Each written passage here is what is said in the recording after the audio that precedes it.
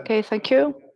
I'll just read the statements that this meeting is being recorded and it will be available online later on. If you're not happy with this, please leave the meeting. Okay, thank you. The first item on the agenda is to elect a chairman for the committee. We've received all the forms in, and I can confirm the number of nominations within the specific time, all nominating Aled Roberts to the chair. So I'd like to welcome to the chair, Elwyn Edwards.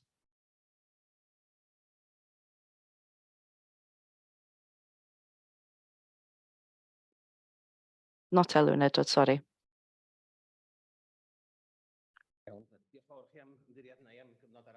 Thank you very much for electing me for another period. So we'll move on to item 2. We'll elect the vice chair of the committee.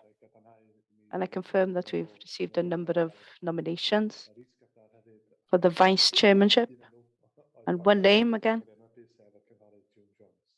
And Tim Jones, councillor, was nominated. So do we need to vote? No, there's no vote on this. Just we've only received one name, so I'd like to welcome June Jones to the chair. Thank you very much. Sorry, we move on to item 3. Apologies. Dilwyn Owen Roberts and Derwin Morgan. And John Cole will be late. He'll be joining us later on. Item 4, declaration of interest. Does anybody have any disclosures? A member of the team Rheoli have been noted in item 13. Thank you. Item 5, the minutes. Has everybody had a chance to look at the minutes? You had to look through them? And if not, would anyone like to propose that they're the correct minutes? I'd like to propose.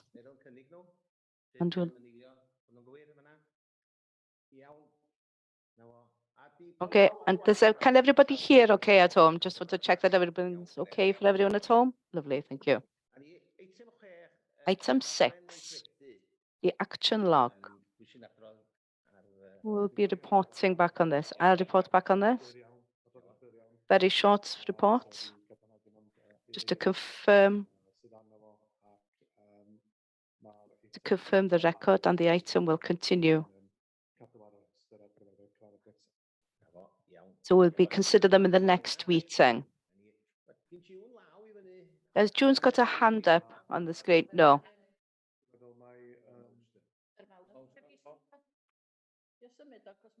Can you move?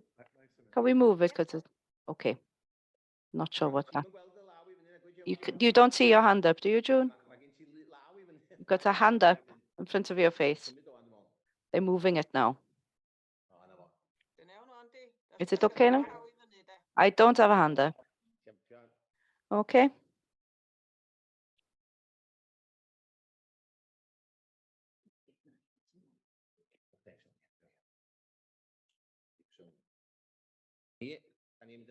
We'll move on to item 7, the income report. Andeiras, are you coming in on this? Hello, good morning, yes.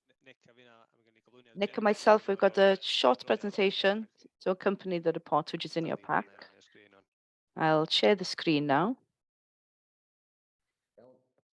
Okay. Has that come up? Yeah, that's come up, Ross. Yes. Okay, everyone can see it at home? Great. Nick can start us off. That's great. Thanks, Ross. Thank you. Could you move on to slide 2, please, Ross?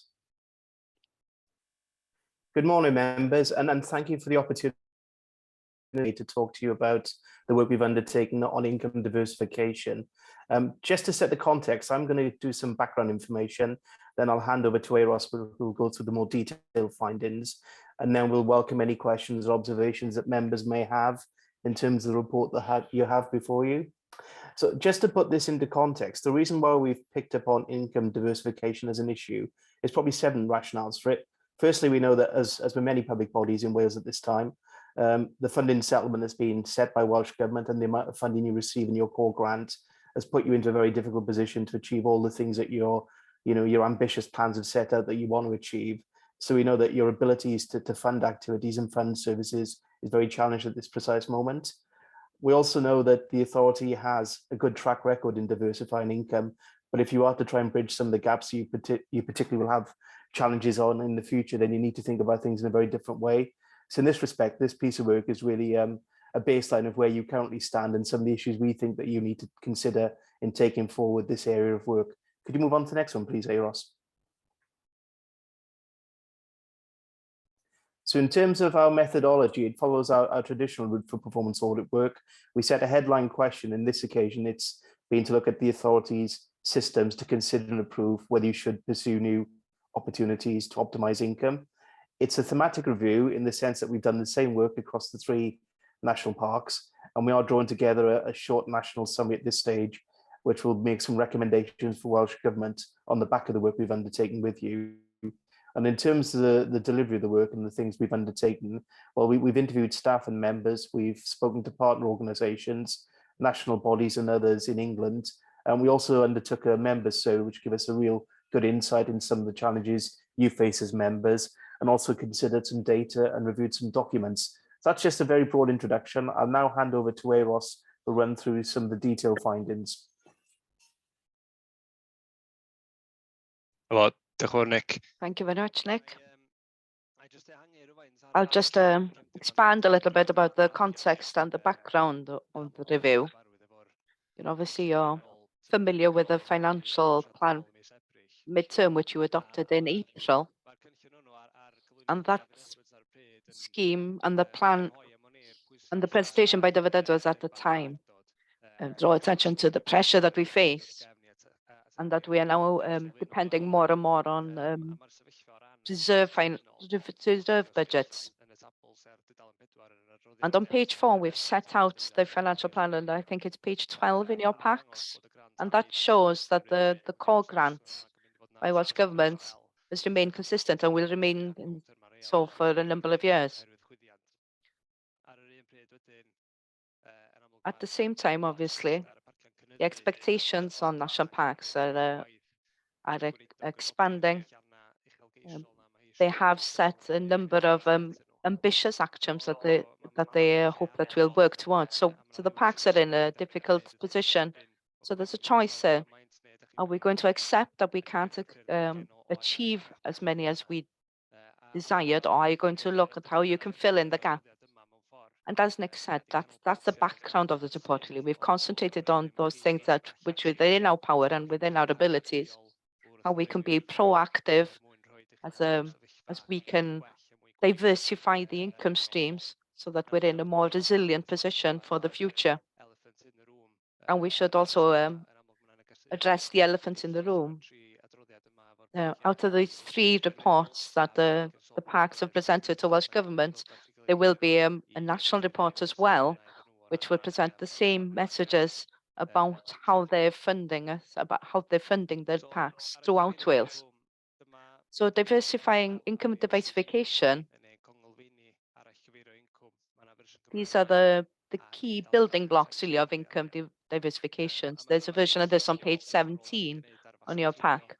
And these come from the work that we've carried out within local governments, how in similar positions. And this is what we've used as the building blocks, really, so that you can see the vision, setting a clear vision and a strategic approach to home diversification, agreeing perimeters, and how we ensure that the existing assets and services are working as efficiently as possible, and embedding the right culture, as well as how we can establish a best option appraisal process. the general conclusions that we came to was, we have got a good history of managing our assets and managing our resources. But, when we think about the financial restraints that we're facing, that we need to try and ensure a continued delivery of statutory purposes and management of key assets for the future. With regards to our strategy then, this isn't new really. We have been attracting grants so that we can deliver grant-funded projects. And that is embedded now in our way of working. But beyond that, there's no strategy in place which gives a priority to income diversification and looking at ways of attracting extra income. We do face challenges as a number of local bodies, but it is important that we remain true to our vision and true to our statutory purposes as a body, because they give us the framework of how we want to move forward in the future. And true, there are risks to doing this, but the main message is in this report that there are risks, but there is a greater risk by not doing anything. With regards to assets, our portfolio of assets in the pack, this will guide the opportunities that arise for us as a body. As we look at some examples, we've seen some strength with the way that we run car packs, and they bring a significant amount of money into the pack. There's also noted the successes of the information centers, the way that the retail trade within these information centers co-work within the strategic aims of the group, and they also they subsidize a number of the park's activities. With regards to Plas Tân y Bwlch, the conclusion we came to was that the balance wasn't clear enough. Obviously, we have followed the Plas's history. We understand how you've arrived where we're at the moment with the action plan, the current action plan.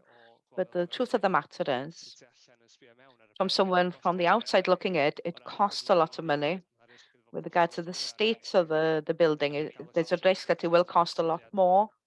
And we haven't been assured that this investment will pay its way. So this report does ask the park to give us this assurance within the next 12 months. When I'll mention this further when we come to the recommendations at the end. I'd like to sort what we saw with regards to culture, skills, and when we called for a different way of working, there are serious considerations with the capacity and the skills to do things in a different manner. When we look at where we're at the moment, it is dependent on the grant projects which are done through a number of grants.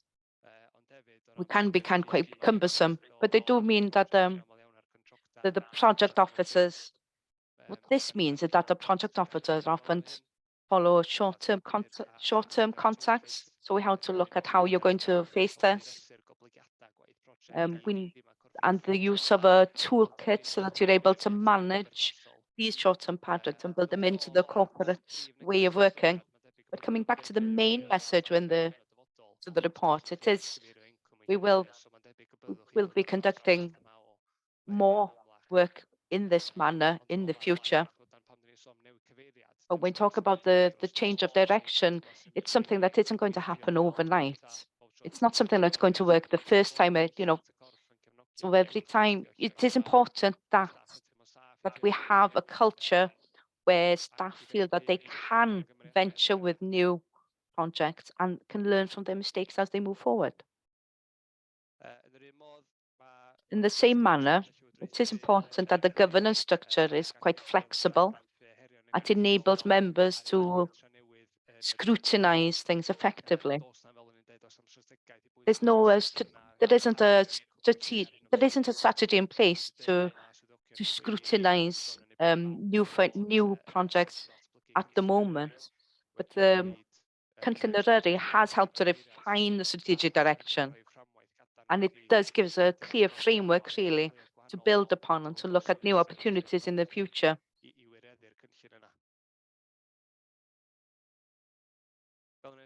So as I said, there are two recommendations in the report. We have provided a self-assessment table as an attachment to the report, and the intention there is to help PACS to develop a strategy of income diversification in the future, and to complete, and we do recommend that you complete this assessment and report back on it. The second recommendation is to undertake a cost-benefit appraisal or operating method at Plas Tân y Bwlch. Concentrate on what you invest in the resource and does it pay its way. And that's where we're at the moment with the report. We're very grateful to the officers for facilitating this review, and I'm sure they will expand a little bit on the response to the report. But they have said that they accept the recommendations, and as you can see on the slide, that they will report back to us as noted here. And then I think Nick has something to add there, and I will stop and I'll welcome any questions there. Thank you very much. Thank you very much, Euros, for that report. I'll open it to the floor there. Does anybody have any questions for Euros? I do, please. Welcome, Louise. Yeah, Louise. Yeah, hi.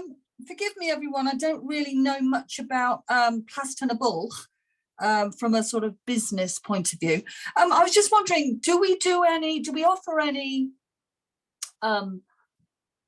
services to the public to use it as a venue, like a wedding venue, perhaps, or a celebratory venue for birthdays or weddings or anything like that, or even, and I'm just thinking outside the box here, ghost hunting adventures, you know, that's very popular these days. You go to an old castle and things go bump in the night and people pay to get scared, or Halloween, anything like that. I mean, I'm just trying to think of diversification to bring income in. You know, it's a very impressive building set in wonderful grounds, and it's an asset that we should be using to its full capacity. And I'd welcome any comments, even if people go, Louise, don't be stupid, on what other people think about it.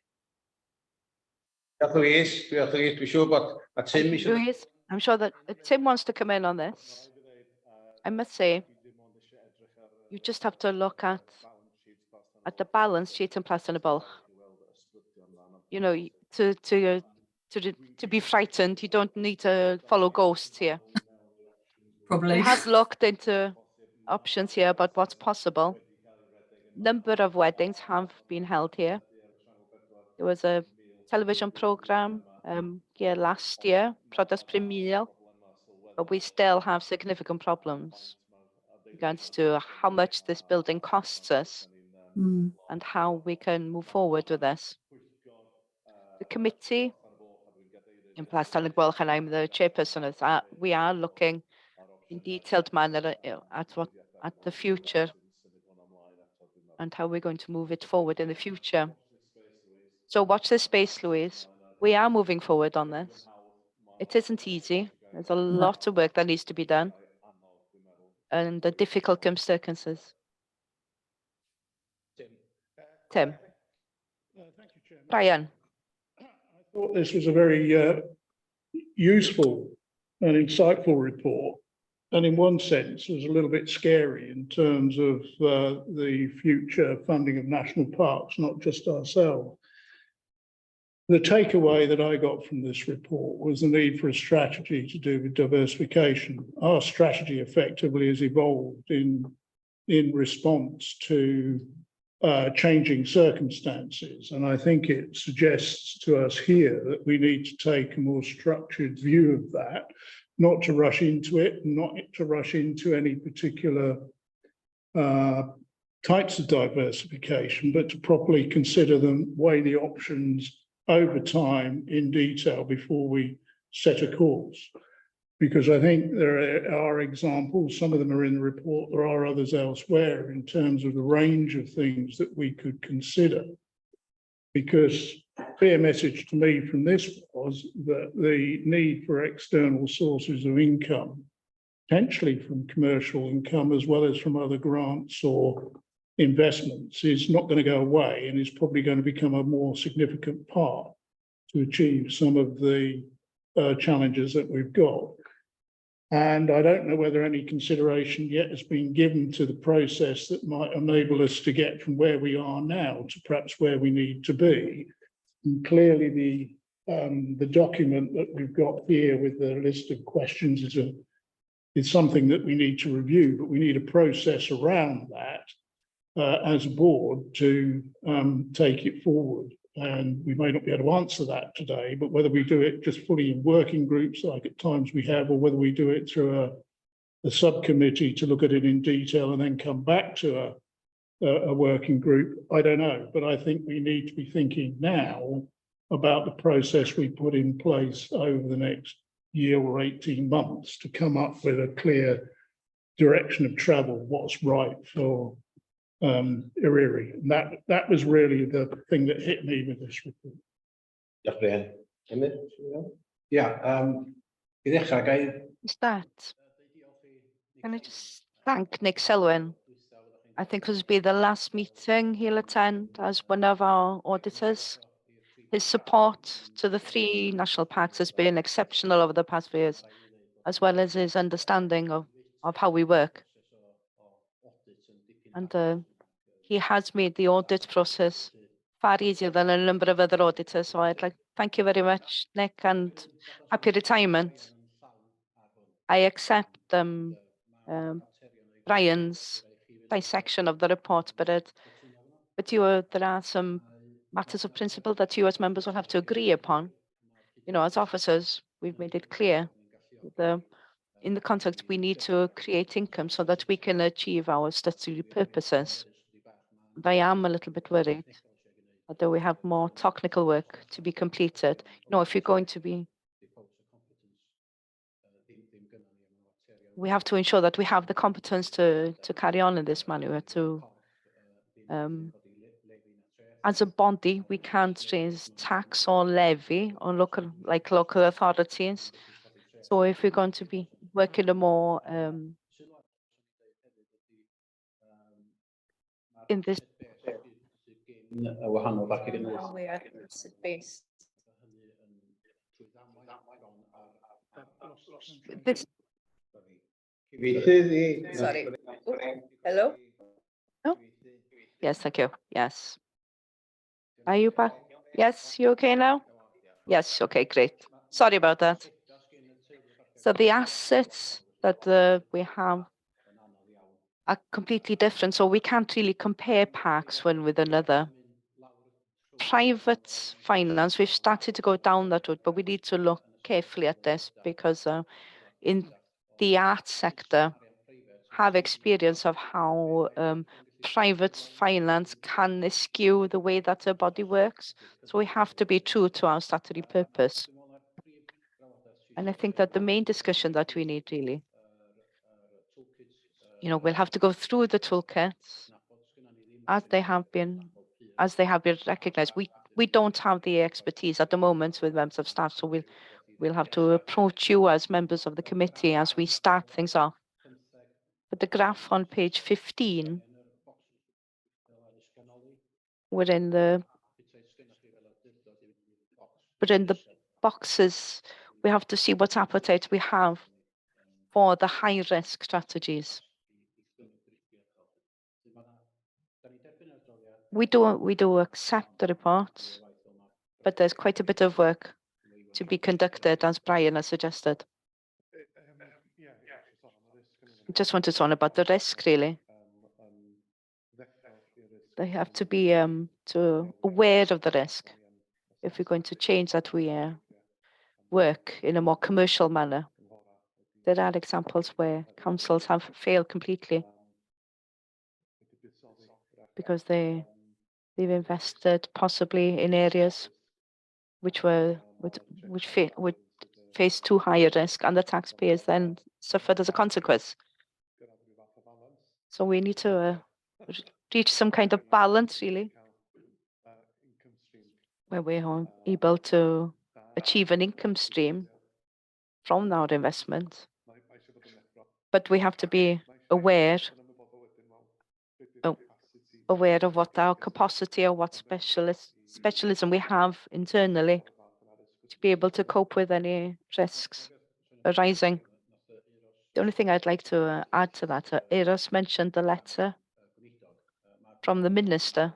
The minister is aware, that they don't expect us to achieve everything because the budget is constrained. They do provide cash stops every now and then.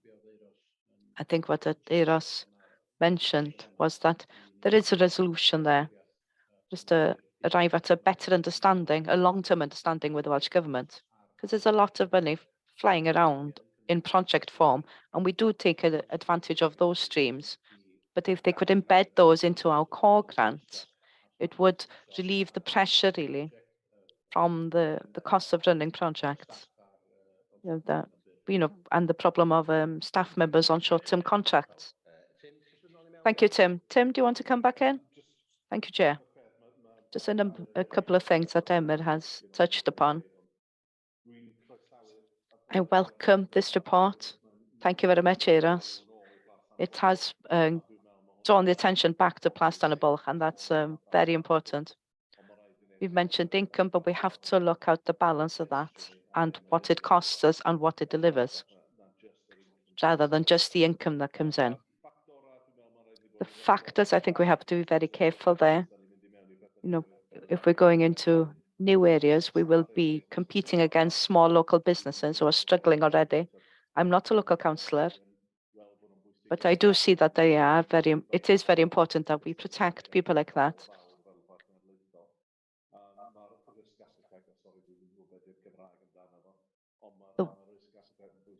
The risk here, it's important that we are very careful that we're comfortable with the kind of risk that we take. We're not a commercial body, and we have to be very careful. As Emlyn said, we're working with public money. We have to ensure that that is secured each time.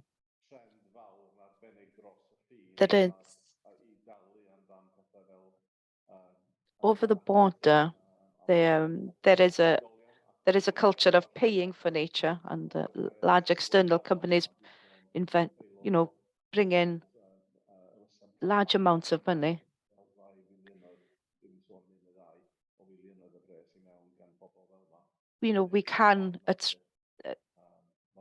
Large companies can invest large sums of money into nature, but we have to be very careful when we're dealing with such companies. We also have to keep a close eye on the park's purposes. It's very easy in such situations to just invest in something where it makes money, but it has to fit into the park's purpose, because that's why we're here. We're not here to generate money. We're here to work as a national park. And I agree completely with them or anyone. We have to have the ability and the skills to conduct this work. So maybe if we move forward to this, we'll have to look at bringing those skills into the park, members of staff or contractors. And I'd also like to suggest here, from what I've seen here, that we should have put something together to look at this and look at this strategy, because we need a strategy here for us as a body, and so that we can be aware of what risks we want to take and where we think there is a potential to work with it and bring the officers in to get things out of this. Thank you, Tim. Anwen. Thank you for the report. Thanks for the report. We've mentioned Plas Tân y Bwlch as one of our assets. We mustn't forget that we also have other assets, and such as the Ysgwrn, Hafod Eryri. We mustn't forget those, otherwise they're going to go down the same route. Like Tim said, we have to look at the bigger picture.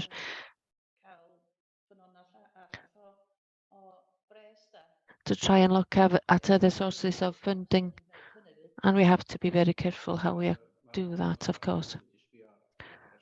Audit Wales has looked at the Ysgwrn and has it looked at the business plan.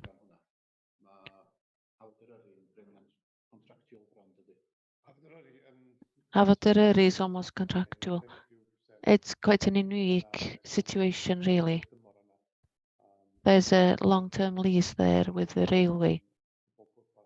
And so to all intents and purposes, we're responsible for the external parts of the building, and we're getting income from the commercial running.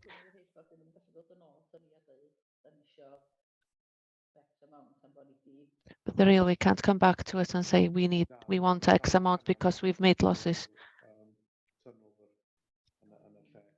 No, they have a percentage of the turnover, but what can become apparent is when it becomes empty for a period of time, because there are costs involved, of course. But those types of costs would have become apparent. We may have lost income over a few years, and that happened during COVID as well. Okay, then, thank you. Brian? One very short comment, really. And I agree with the need for external input to help us through this process.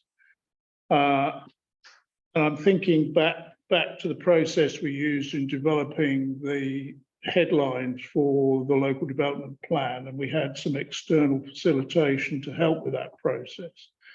And I think at the start of this process, we could do with something like that to help us get our heads around our strengths, our weaknesses, what opportunities might exist within the constraints that we're working in, as well as threats other than the one that we've received, just to help start focus. We would then have some direction upon which to travel and then review that over time, because I think it'll take a little while to get our heads around this in a proper way, as Tim was saying, so that we've got a proper strategy against which to work going forward.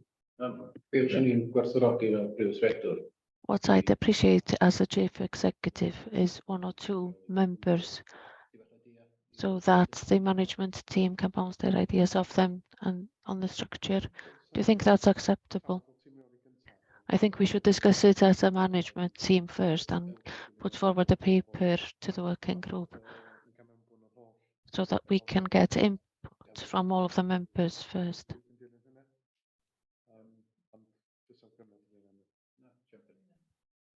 I agree.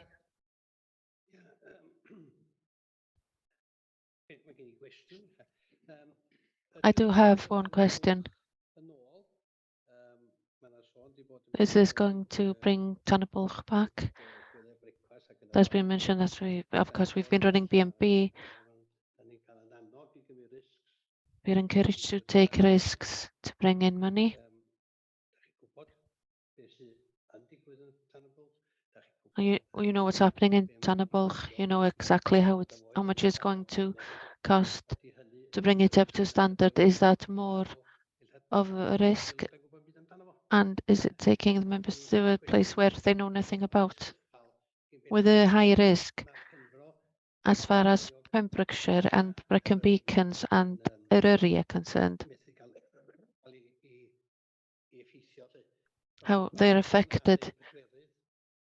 They're talking about establishing a 4th national park in Wales.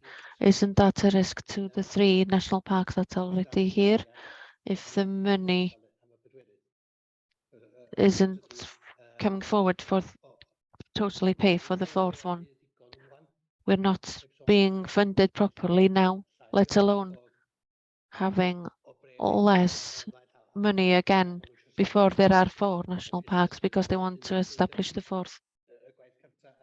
Have they undertaken the relevant work, background work to that, first of all? I think we need to look again at what's happening with Plas Tanabulch and look at the facts and the figures. bring everything together, collate it before we come to any decision. With Tana Bwlch, the business model has evolved since we went to the B&B model. There's more of a mix of businesses now. And of course, we have agreed and we have discussed that a paper will look at every option for the plans for the future. And we're going to collect that information. And this report will be presented in due time. It has the Plaza, of course, is grade 2 listed 2 stars. So we do have long-term obligations and duties with the national park. At the back of this government,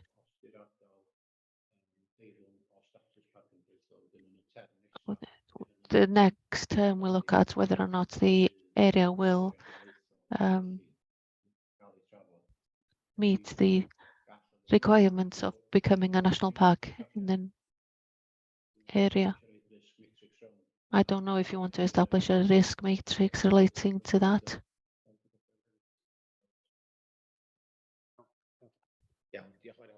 Okay, thank you very much, Ivar. And thank you for the report. What concerns me in this situation is the liabilities involved with this in the first place. We're not starting from the beginning, are we? We're going back with regards to marketing, with everything that if we're trying to deliver these purposes in the park, we have to extend our hands out to the successful businesses in the area, those that attract people to the park in order. And with Antir, for example, there are 4 to 5 examples that we can think of. This is quite a specific question. It's a marketing question. Brian has touched upon a SWOT analysis on Plas Tana Bwlch, and we have to look at everything that we do. And we're wearing the same spectacles, so to speak, more or less. What concerns me more than anything is the liability, especially with Plas Tana Bwlch. But there is potential, I know that much. But what is the English saying? You've got to speculate to accumulate, but where is the money going to come from to speculate? That's my question. Thank you very much. If nobody has any further comments to make, yes, we're going to invite Eros back to say a word, and Delis as well. Delis, I'm sorry, didn't see your hand up. Yeah. Thank you very much for the report.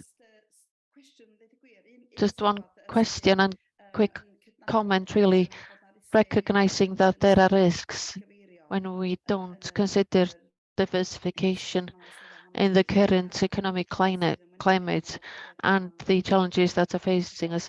The report outlines the way forward clearly and recognizes that there is some light at the end of the tunnel. And there are examples in the Sound Downs and the lakes that are good examples where they've invested in order to ensure the future.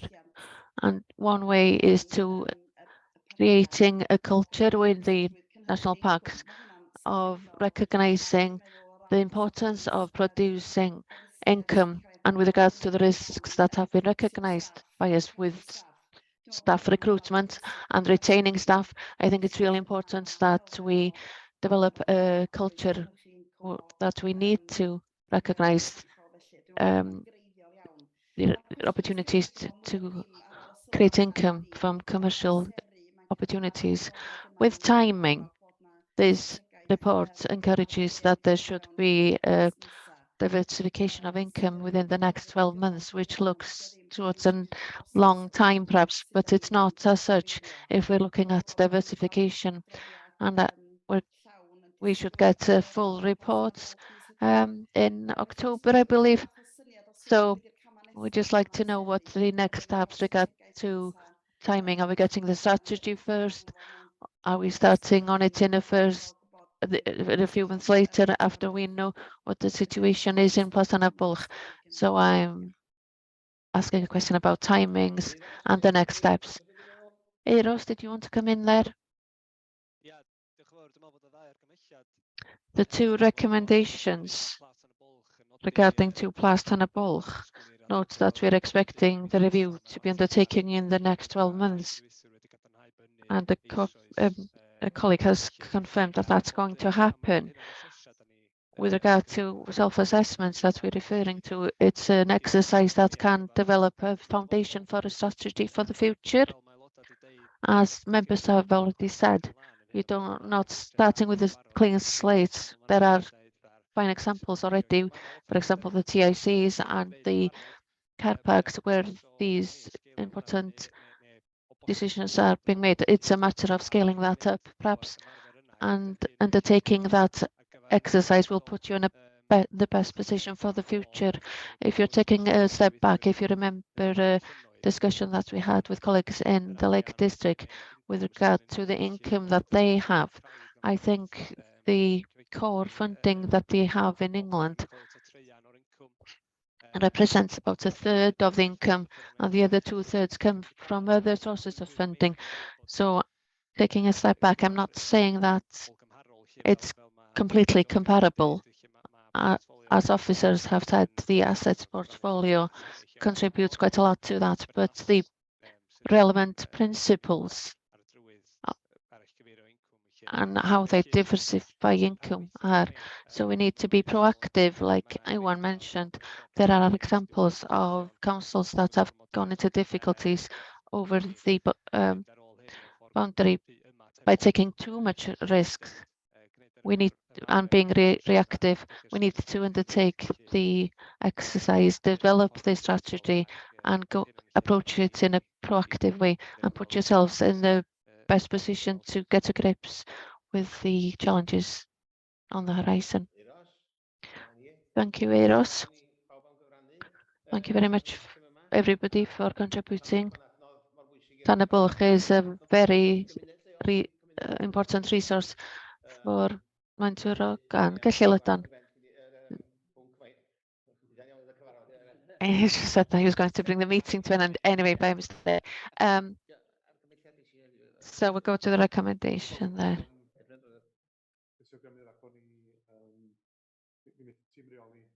So the management team will discuss and bring a paper to the working group in October, I believe. Yes, that's right.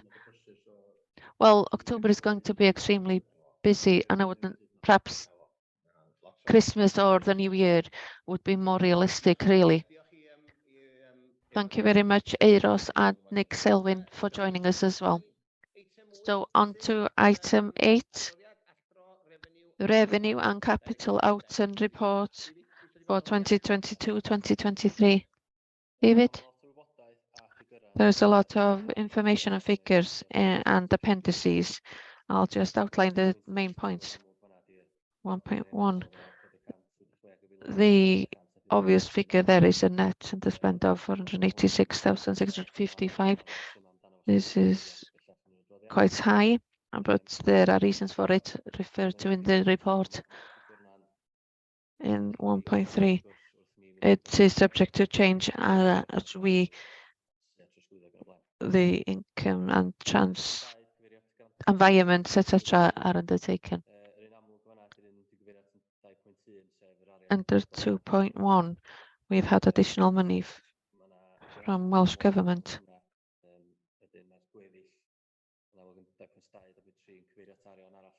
And 2.3 refers to additional money from the government. Sustainable landscape, sustainable places as well. There will be a net zero effect on that. Under 2.5, we've mentioned before the situation with the live Celtic forest scheme because it's been extended till 2027. A lot of money came in 2022, 23, and we've noted that we may need to borrow money towards the end of the plan until we make the final grant claim.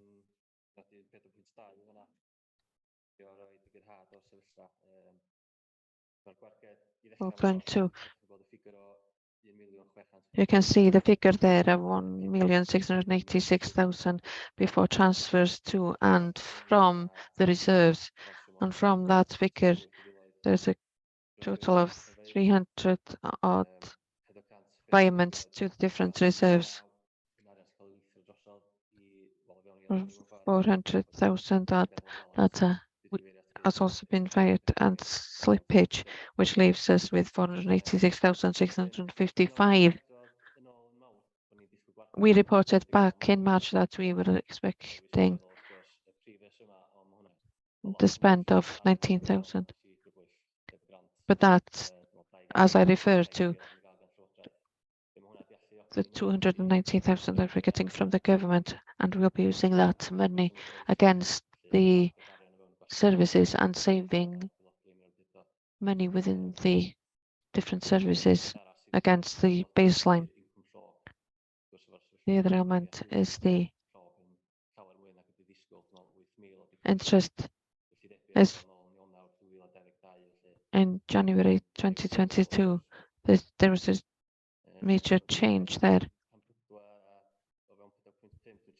Under 4.5, we're looking at the material variations within different services and their conservation and tree conservation and agriculture, 133,000 underspent because there was only 90,000 that was paid because of the additional money received. Plus Tanabulch, an overspend of 13,230. This is very different to what we saw in March or projected in March, because a lot of the invoices had not been raised at the time, and so the figure of 70,000 has not gone down to 13,000, which is majorly different. Car parks,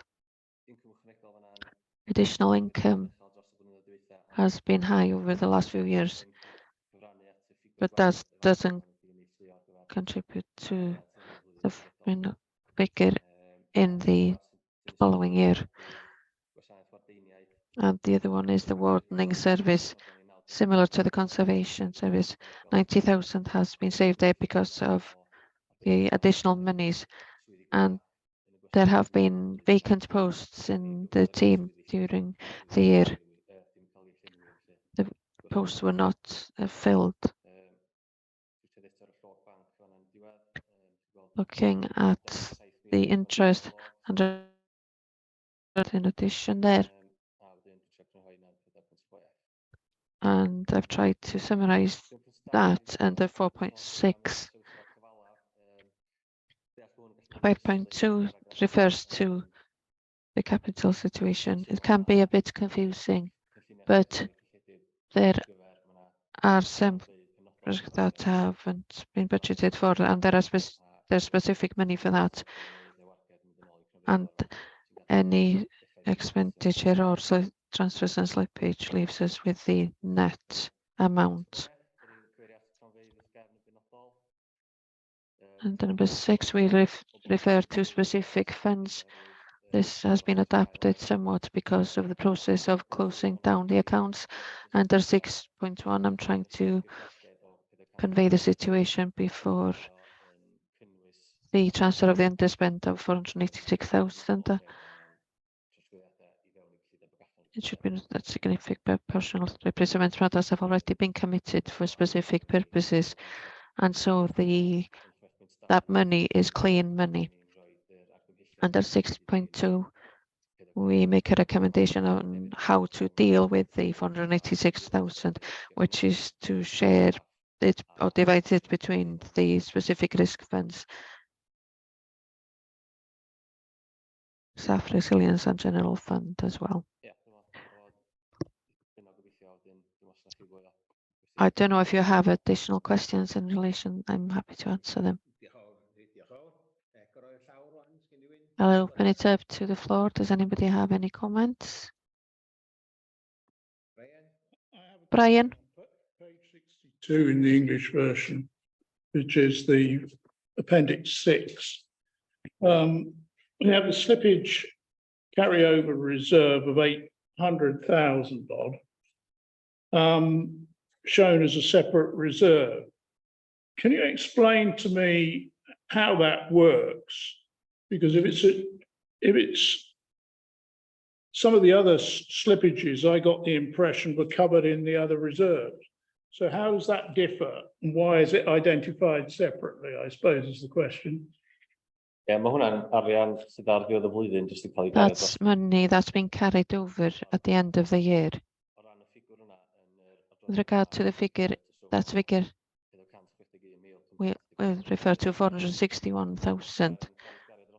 The money is being carried over because there are specific schemes where the money hasn't been spent during the year, and so it's transferred to the budget for the following year. So that's what that is.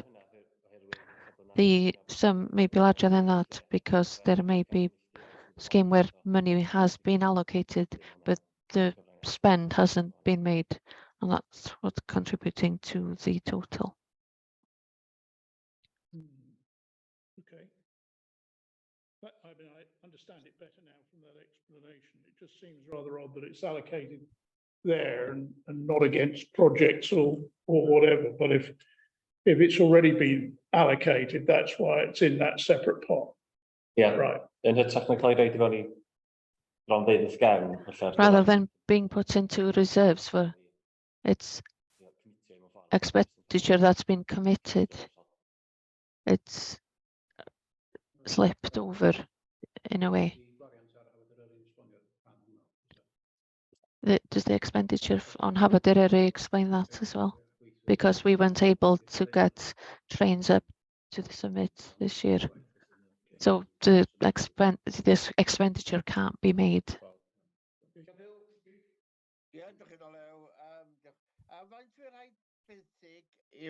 How much will we have to borrow with the LIFE project? You mentioned something about borrowing.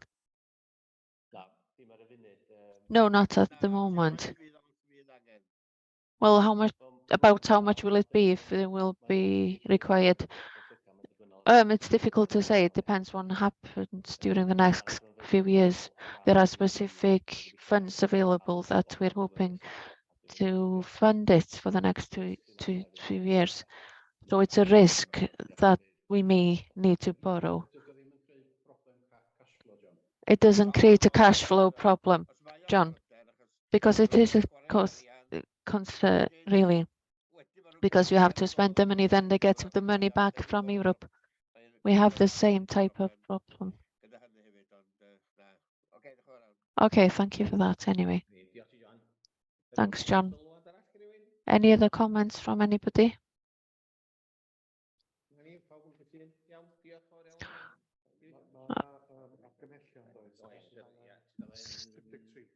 So the recommendations are on page 53. Can we have a show of hands to show that you are happy with the recommendations?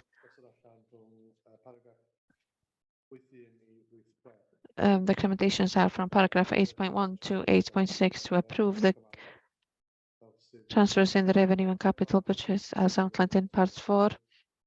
Details in appendix 1.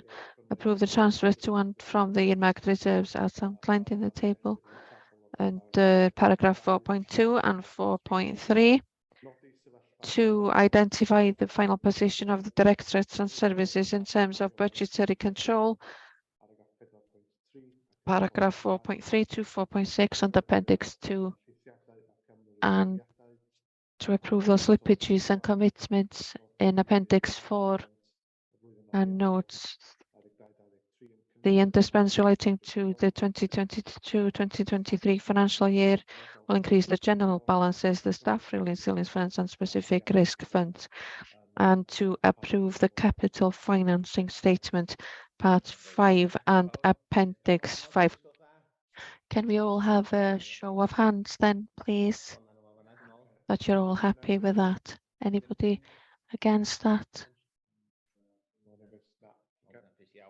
Okay, motion carried. Thank you very much. On to item 9, external grant funding projects. Emyr, to all intents and purposes, this is an extension of Audit Wales's report. It describes the additional income that we draw in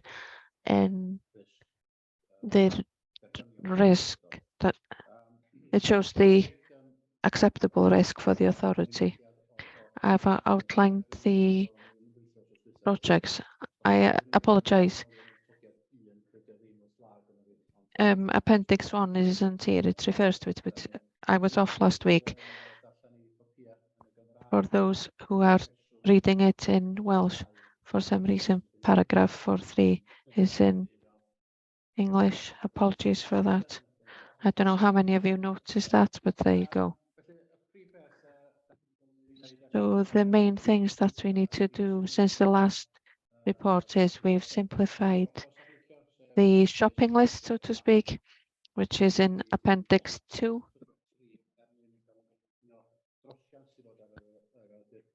The turnover of the authority,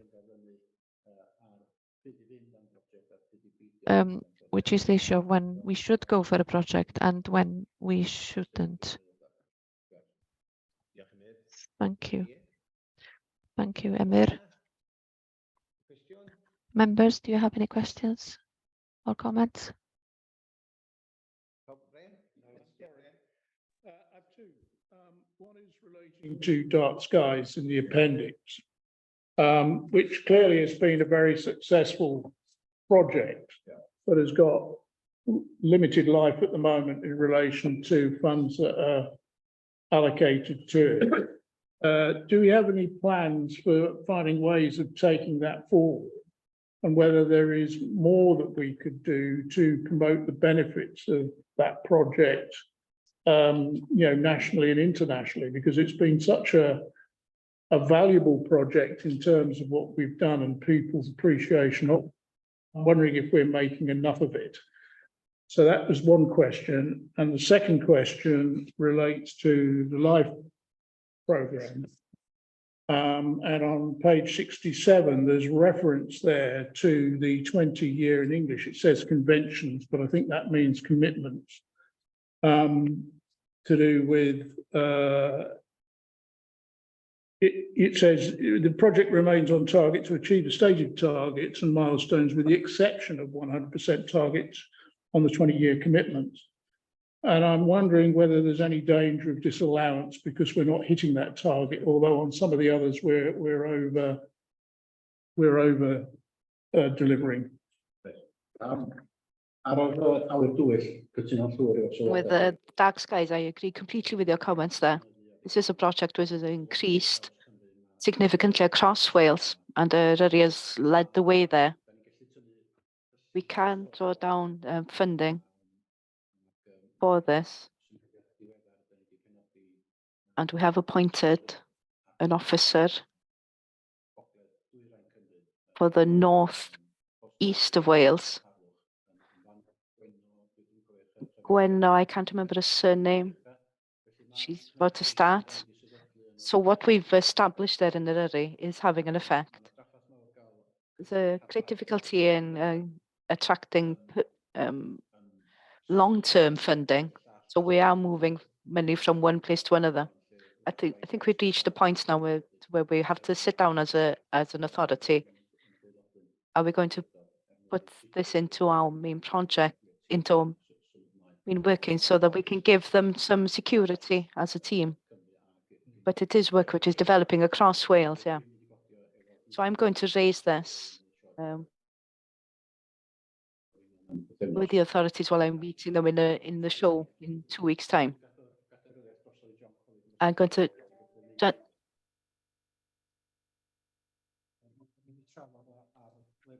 we've discussed as a board We've let the monitoring team know that there is a problem, that some landowners aren't happy to sign a 20-year or to commit for 20 years. So that they can then join the plan, the scheme. And they've said that it's a reasonable risk for us to undertake, but there is a risk there. And thank you, Emyr. Tim, the point that I was about to raise has been covered apart from one small one. We do translate a lot of things in into English, but I do realize that with regards to professionalism yet that we haven't translated that quite right. Louise. Yeah. Oh, I'm on. So this is probably a comment from Planet Louise again. With regards to the Dark Skies partnership, I always raise an eyebrow whenever I hear that saying, because Llanegrin is a very small village, but it's like Heathrow Airport here at night. I can see 9 street lamps from my bedroom window, and I've even got a dark, a blackout blind. I mean, there's so many benefits to having dark skies. Human beings, for a start, our circadian rhythms. Birds, wildlife, the birds are so confused in Llanegrin, they tweet all night. And I know that there are some areas of England who local authorities have actually been brave enough, for want of another word, to actually switch lights off, particularly in more rural areas, switch them off at midnight. I mean, is that something we'd be prepared to do, or are there health and safety reasons, risk assessment reasons we couldn't do it? If we're going to do it, if we're going to have dark skies, let's make them properly dark. I mean, I know you can't eliminate it entirely. We live in the 21st century where, public buildings, shops, lights burn all night. Thoughts on that, anyone? Or is it just me again? We are working very closely with Gwynedd Council and Conwy Council. And they do, when they receive investments, they do install dark sky appropriate lighting. The only thing I'd ask you to do as local councillor is to ask that it happens in your parts of the world. Okay. Thank you, Louise. Anybody else like to come in? No? Okay. Thank you for that update. Sorry, Ivar, do you want to come in? I just wanted to, on the back of what Emyr said, there's a lot of good work happening in Conwy and Gwynedd with the zero carbon boards, working on changing lighting so that they're LED lights. I'd like that being extended throughout the whole of the park. But once again, there's a cost involved. But it's something that we'll be looking at closely so that we can help this Dark Sky project. Thank you. Thank you, Ivar. We have a pot of grants available for businesses within the national park so that they can adapt lighting, which has been very successful. Okay, thank you. Thank you for the update. And can we just confirm the attachment 2 that everybody's happy with that? If you can show that you're happy with that. There's either raise a thumb or a green tick. Thank you very much. Thank you. Okay, we'll move on now to item 10. The authority's risk profile. Anyone will be coming in on this. Thank you very much. So this is updating our risk profile with the received recommendations on the 22nd of February. The format is very familiar for you by now. In paragraph 1.3, we've drawn attention to a change in the wording to this risk, just to reflect that the matter that COVID is no longer considered as a risk factor the score, the risk scores has decreased and they remain as in paragraph 5.4. I want to go through all the risks and you'll see there are 3 changes.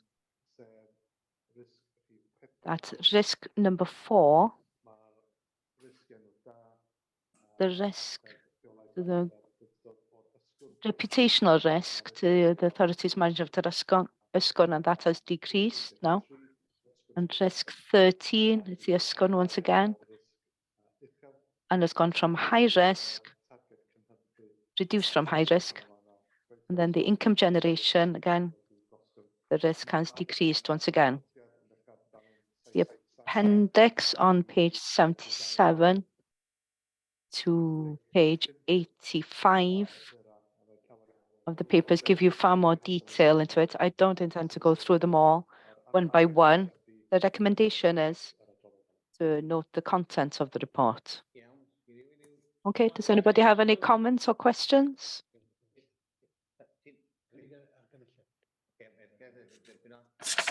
To accept the recommendation, okay. I'd like to thank you for the report. Is the PLAS risk, does that remain the same? I think with regards to the PLAS, the risk target is to generate income. I say that the situation is better than we foreseen. So I'm happy that that risk remains the same as it remains the same as it was. There's one other risk with the PLAS. That is ensuring a long-term future for PLAS Dannabol. And I'd say, once again, there are reports, forthcoming reports, and I'll agree that the risk remains the same now. There are some decisions to be made, but we don't have the information at the moment. I'd like to,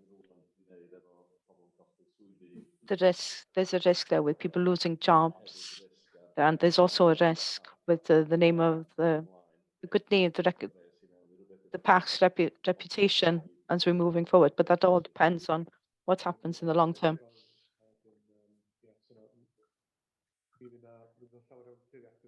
It will be much clearer, I think, following the reports that we'll receive in the autumn. It's possible to include something on the reputational risk for the PAC's good name. You know, that's compared with how we've considered the risk for the Ysgwrn as well, isn't it? Okay, thank you very much. Does anybody have anything else to say? Thank you for that information. Iwan?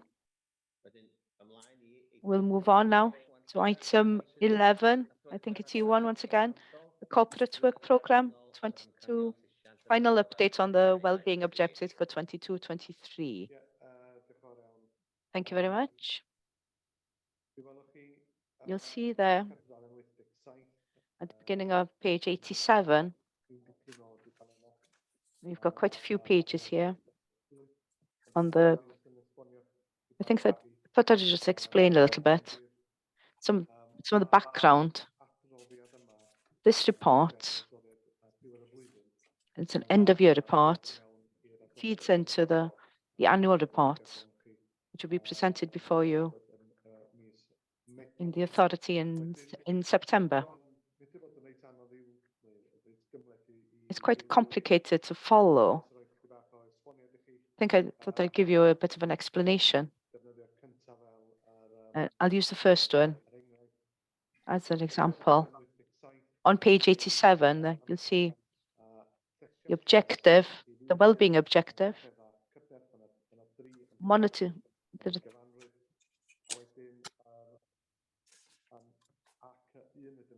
AC1 underneath it, and 2, etc. And there's an action which follows. And under AC1, monitor visitor you'd see the work program which follows. At the end of each objective, the work program is set out for the well-being objective 1, 2, etc. And then right at the end of the report, we refer to, that's on 127 to 130, refer to how the work program feeds into the minister's letter. So with that background information, what we usually do, we go through them page by page. Okay. So we'll start. Does anybody have any comments on about, or would like to raise a hand on 87, 89, 91,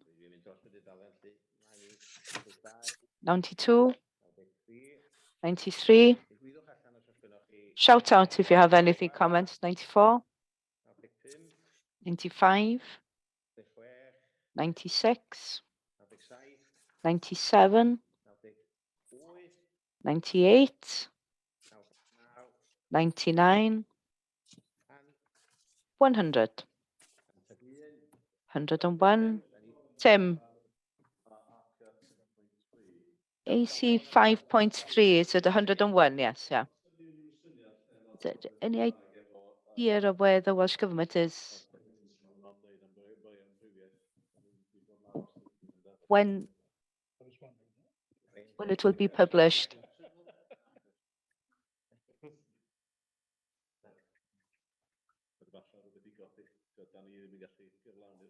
We can't complete this until, we want to conduct this work.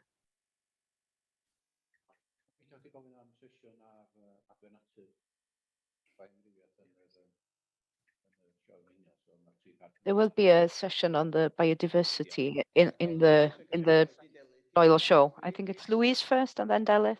Louise? Yeah, it's just an observation really, again, about motorhomes and fly camping.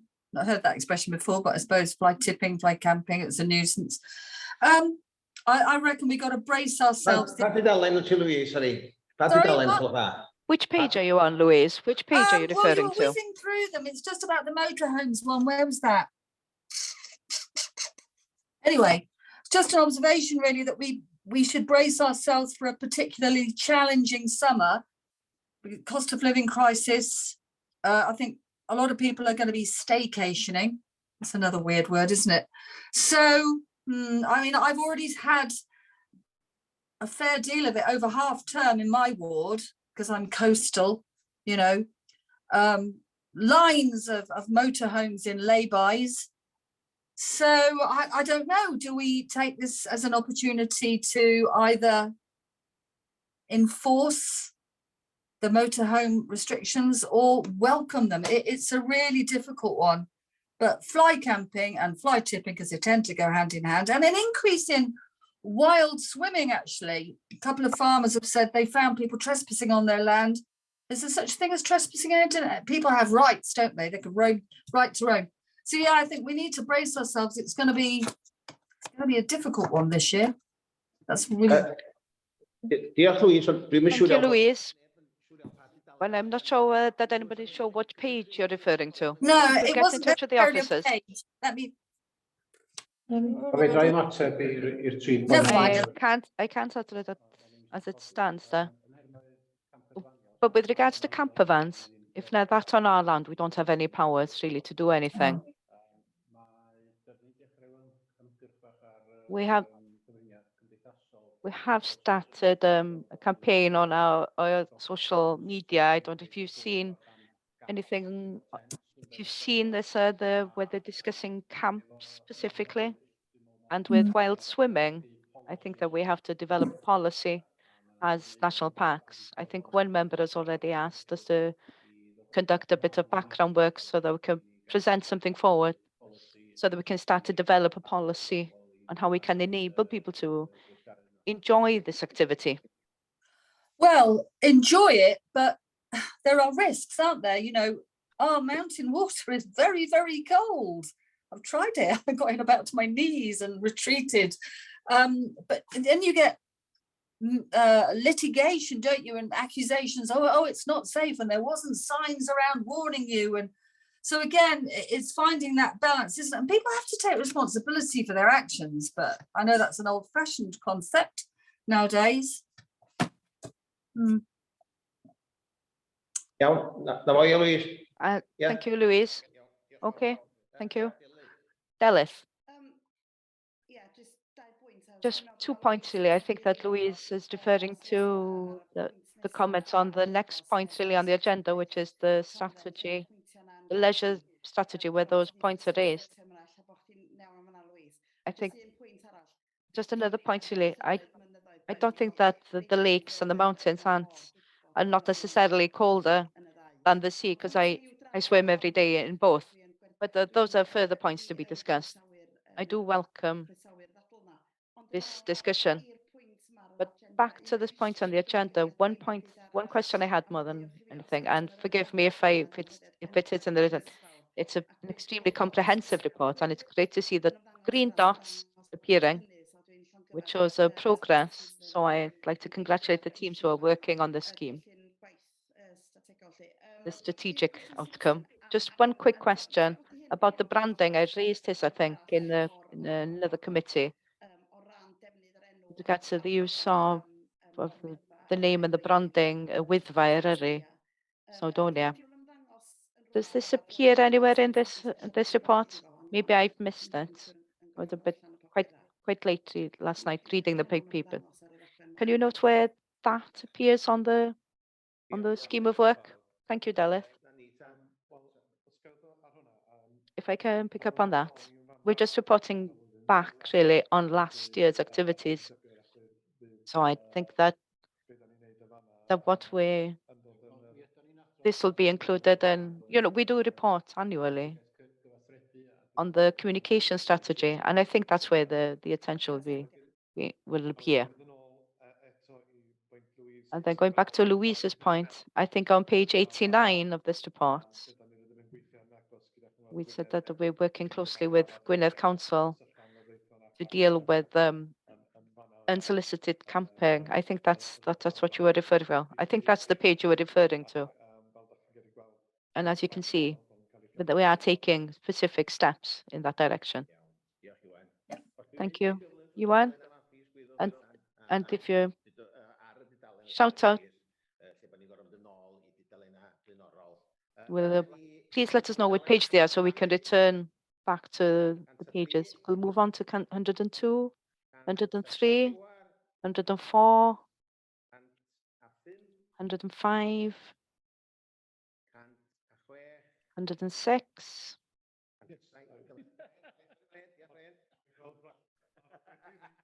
Under CC 2.1, and it's very pleasing to see that this is moving forward. I noticed there that it said that we've got to a point of agreeing that the youth should be part of the work. I'm just really curious to know how fast and how far that's now progressing. I realise that relates to this year rather than next year, but I think the further information of that, I don't have it to hand. I will raise it with the relevant officer. Thank you, Brian. 107, 108, 109, 110, 111, 112, 113,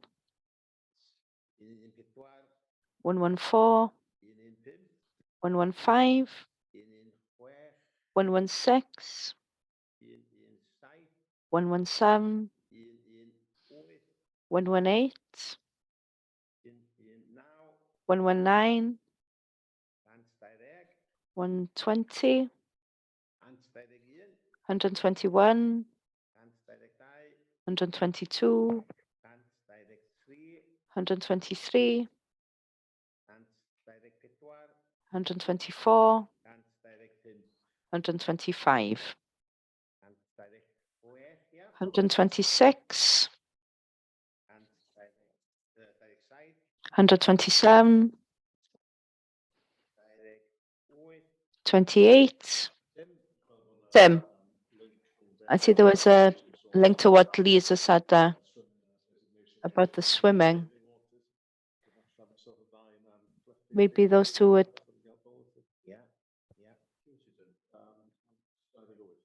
128.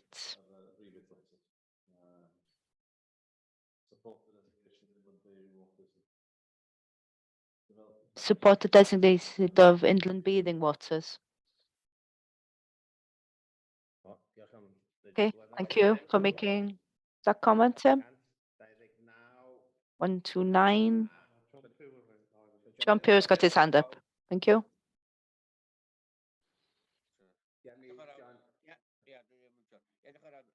And thank you. I didn't see any mention of the difficulties with cars parking around with Snowdon. Is that the risk to the park? It's a risk to the reputation of the park.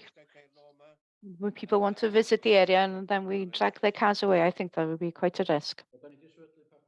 We have established a partnership between both the councils, the police and ourselves to discuss that, to monitor the situation. I think we'll be taking a strategic decision on this next year. Because some of the measures which came in during COVID don't work by now, so we need to do something about that. It's a risk to all partners of this committee. It's obvious it doesn't work. So we'll have to put something in to work upon and make it work better. Because it doesn't give the park a good name. Thank you, John. Ewan wants to come in on page 21. It's on page 124. Sorry, I missed it. Engaging with local communities about traffic management measures, and the specific points have been reported upon there. On the first point, on the page 124. Okay, thank you. Thank you, John. Thank you. 1:30 to finish. Thank you for all the work. Quite a bit of work has gone into this, and thank you for all that. Okay. Is everybody happy with that? So do you want to ask anyone to?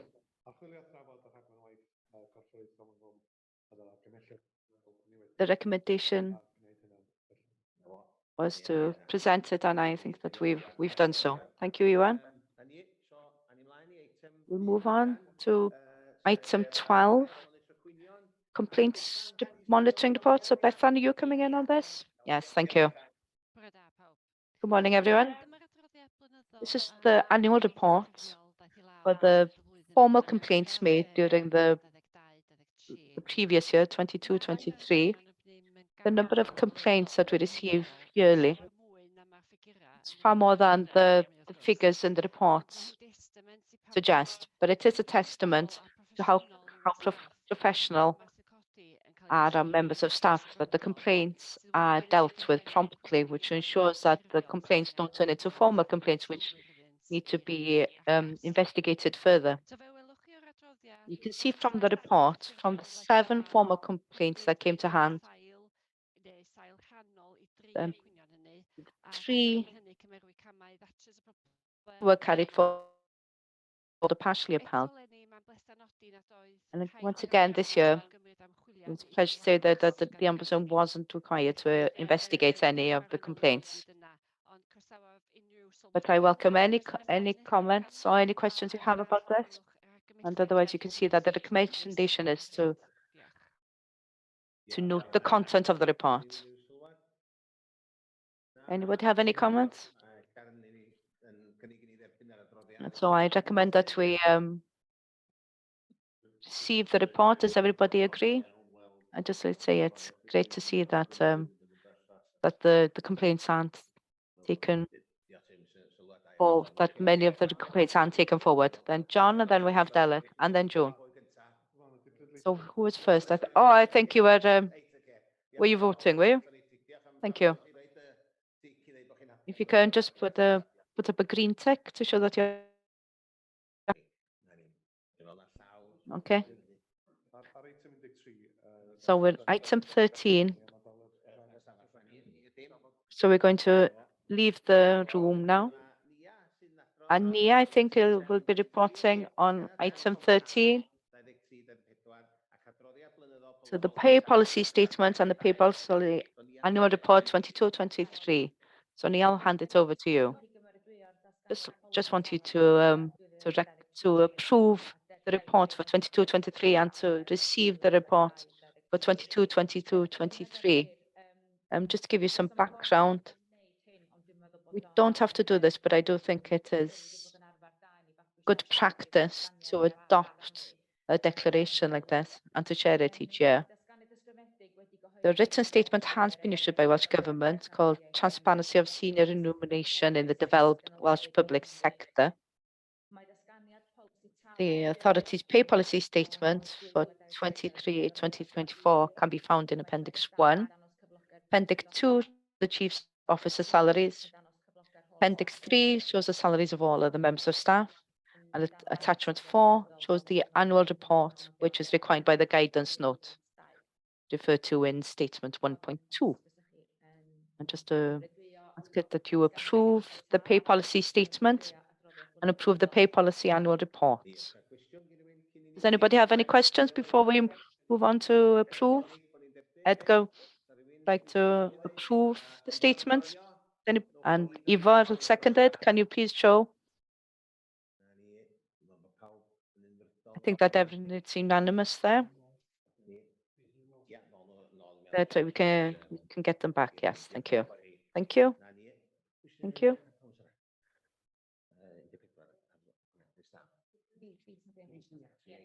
So yeah.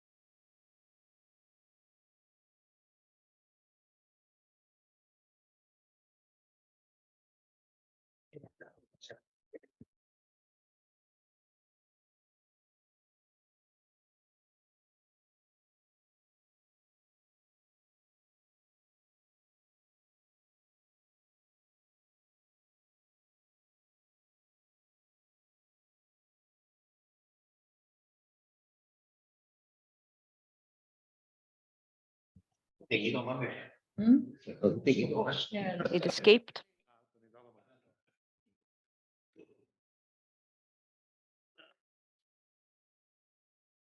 Done with the boss. I told who he'd take his wages down. Gyda ni disgwyl I bawb fod nôl i mewn. We're waiting for everyone to come back in.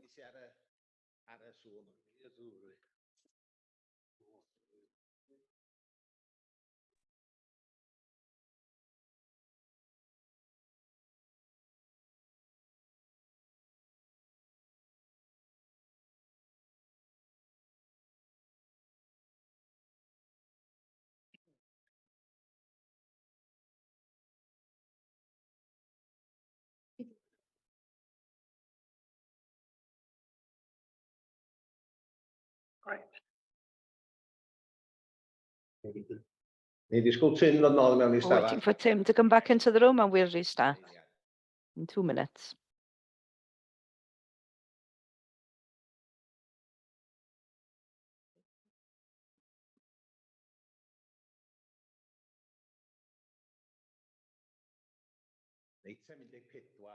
Item 14, Neil will be taking this item, the staff questionnaire.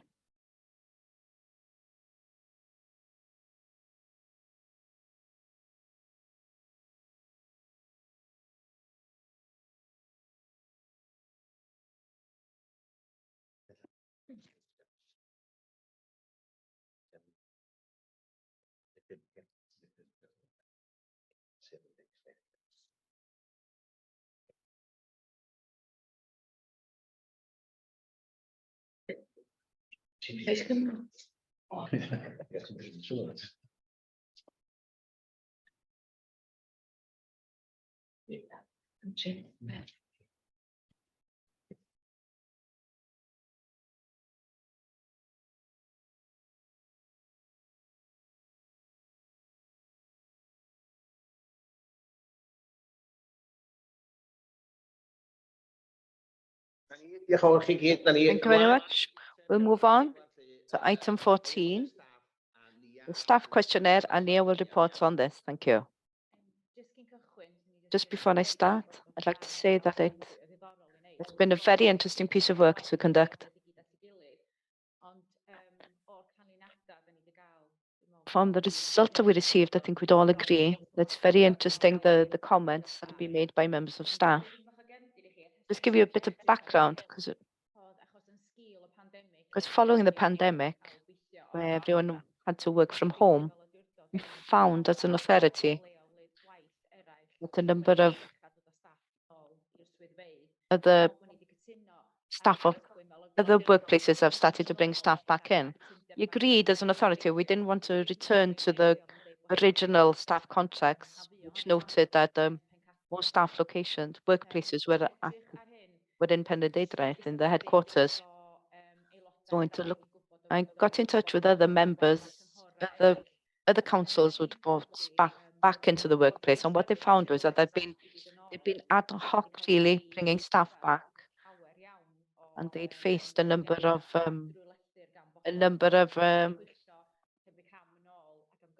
members of staff leaving their posts, so they've had to take a step back and to look at it again.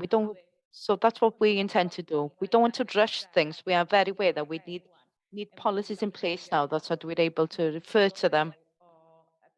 So quite a few of the things which weren't policies but have been agreed verbally following COVID, which are still continuing, which caused a few difficulties within different departments. I started looking at this in the last quarter of last year, and asking other officers and looking in different countries to see how they had brought staff back. And you can see the list of the problems that we've faced. A lot of people think that hybrid has been a great idea. It's been beneficial for the work-life balance, but other people need for their mental health to engage with other people and come into the office. They were struggling. They struggled with not coming into the office and seeing anyone else there. You know, if they lived on their own, also people felt that they were eating their breakfast and lunches at the same table as they were working. There was no break between work life and home life, and that caused a few difficulties for families. And people also reported, they were looking at our carbon footprint when people saw it beneficial to travel into work in the morning, to switch off from the home life stresses.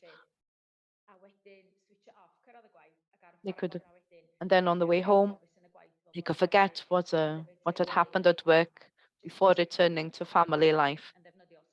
They found that useful as well. So it was a good mix, really. But what we found following the questionnaire is that most members of staff and the authority are supportive of the fact that we are looking at a long-term hybrid work pattern. So I don't know if you want me to go through all the questions. There's quite a few of them. I don't know how much time you got, or do you want to ask specific questions on the results of the questionnaire? Before you do so, 48%, we received 48% of responses. If people say that they don't think that it's a lot, having asked around, that's around what we would expect from a staff questionnaire. And we did hand it out through email and also in paper format for those who didn't have a work email. So if you want to just ask questions, I thought everybody's gone through them at home and looked at them in detail. But do you have any questions? So we'll start maybe with Brian and then Tim. There are a few slides with the real finger on the pulse really of how staff are feeling. So it would be useful for members to look at them. Yeah, I'd certainly like to look at them again. Would it be possible to have an English version sent round by email? Because whilst the comments are in English, one can't get the full impression from the actual charts because the text there is in Welsh. Yeah. I can understand the ones which are yes, no answers and maybe, but some of the others, it would take me forever to put that into Google Translate. So Yeah, if we can have that circulated, I'd much appreciate it. Siŵr gowch chi It will. The only problem with that is that these are photo based from the SurveyMonkey, unfortunately. So we have been able to translate everything else. But yes, it was, and I know Anwen will support. If that could be circulated as soon as possible, I'd appreciate it. Yes, we'll get that to you. Two observations, if the bits that I've been able to understand, and these are from the experience of the organisation I work for, where we went through a transition overnight in 1993. So we started home working in 1993 with a number of offices that still existed across the country. And it took us 10 years to get it right. And I would hope that we could learn from those experiences here to avoid going through that long period. The first was particularly new entrants and younger staff could feel very isolated. Go way around the organisation. Now we're dealing with a smaller organisation, but for old members of staff who have been in the organisation a while, they know who's who, they know about them and the work they do. So I think moving to a very structured system of new entrants, not just trainees, but new entrants, and they could be people who are well experienced in other contexts, but to have a really structured period of induction and introduction to people within the organisation, where they get a chance to work with them and work alongside them, is very important in understanding the culture of the organisation and how it works. I think the second point that we learned, again, and it relates to that isolation and feeling part of something rather than just on your own. And that was the need to have mandatory periods when you meet up. Maybe once every 3 months, it might be once every month. It might depend on the type of work that you're doing, but it is 3-line whip that we're having the meeting in Penrhyn Drewdath as a physical meeting where everybody meets up, because it's in that context where your bonding as teams and things really begins to take place. And I think those two things took us a long time to get our head around that and get them structured in the organisation. Once we did that, our retention rates went up and our general view of the organisation improved across the board when surveys like this were done in our organisation. So I think reflecting on that, how it applies to the detail of the authority, could avoid some of those problems going forward, because the hybrid model, when you get it right like that, works extremely well, but it can backfire. And we had tremendous retention problems through one period, and it was to do with that feeling of isolation, feeling alone. They couldn't get hold of people to sort out a problem, and they've got a client or a member of the public on the phone all the time creating problems. And they just said, can't be doing with this, I'm going to leave and do something different. So I think we have to look out for that. Yeah.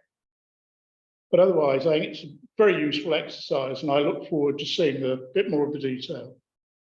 Brian, thank you. Very much. And that valid points there, Brian. Tim. I'd like to refer to page 181. I think that's a really good, a special reflection really on the national park.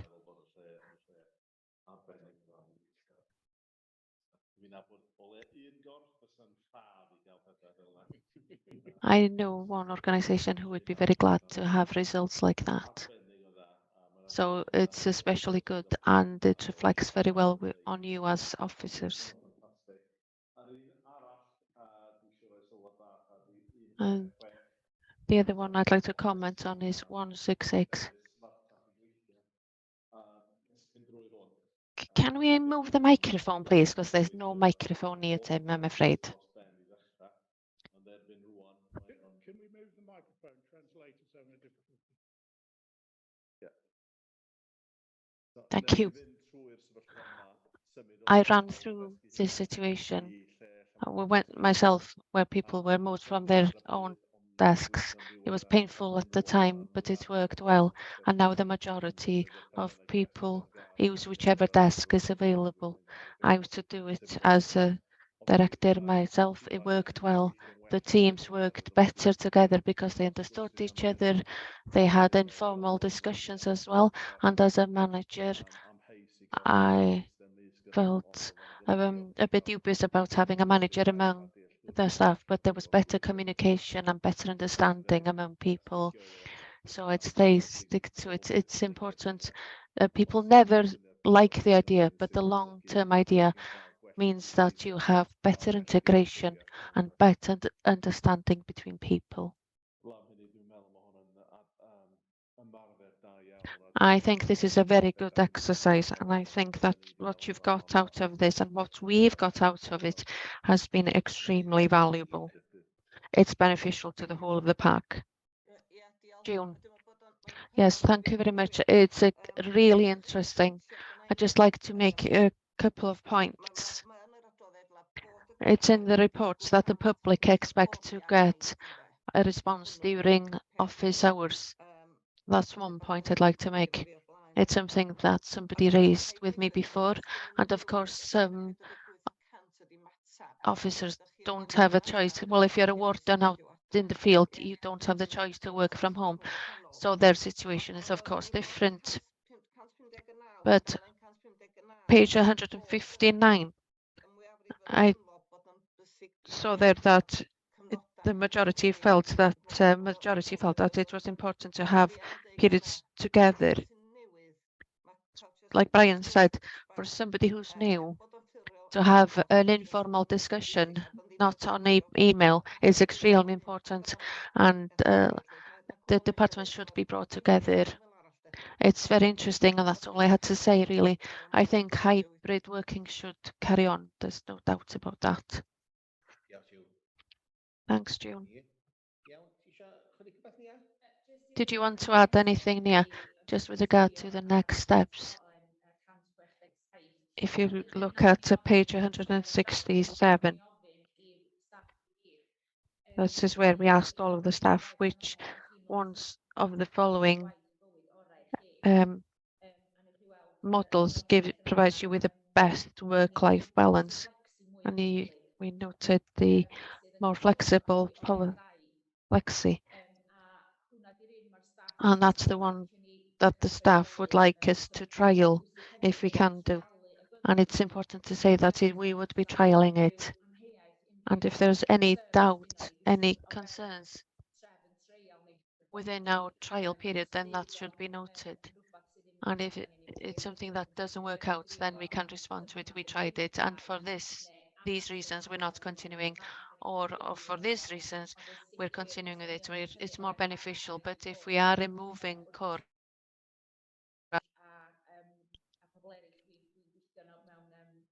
I get in touch with people on the joint committees. They've said that it's a good thing to trust your staff. It's a brave step to take to remove the core hours, but they've benefited from it and they haven't had many problems. But you have to have a strong policy in order to support it, and the managers have to make sure that there wouldn't be any room within the service where anybody may not be present on a Monday morning or a Friday afternoon. That's not the intention. It's not a right to take time off. It still requires for you to work your working hours. And you have to work X amount of hours per week, and those would be the guidelines. So that those will be the next steps. And also we've started on this. Every head of service is looking at job descriptions to consider whether or not they work in the home, in the office, hybridly, or out in the field, like remote workers. They're taking that piece of work, but we want to have an independent evaluation panel to see if everybody's consistent across the authority. Thanks, Nia. Ivor. There are lessons to be learned from other authorities with regard to this, probably, Nia. Conwy has been down this route for 4 to 5 years now. It's the WorkWise project, and there are lessons that can be learned. It does work, but it does take time for people to settle. But I would advise that we get in touch with the section that's been a part of this project in Conwy, so that we can input some expertise into the situation here. Dilys? I'd just like to congratulate Nia and the team on producing this report. It's very interesting. I just wanted to support the last point that Nia made regarding the more flexible flexi policy. I've worked in a place with a policy like that, and I really appreciated that policy. It's innovative, it's modern, it's fair. There's less work with noting toil, and it gives people more flexibility, and it gets that work-life balance in place. And it's been successful where I worked previously. I just wanted to support that, really. One thing I would say in regard to that, you really need to communicate clearly internally with regard to what it means with the staff before it's rolled out, and I'm sure you will have thought of that in any case. I'd just like to say that I'm supportive of it, according to my experience. Thanks, Dilys. Did you want to add anything, Nia? But there's a happy workforce and the work is being done, and it's thank you very much for your work in relation to this. Edgar?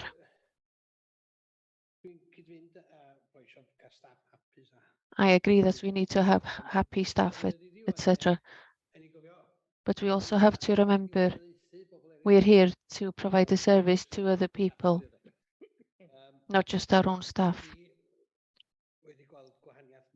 I've seen a major difference in Gwynedd Council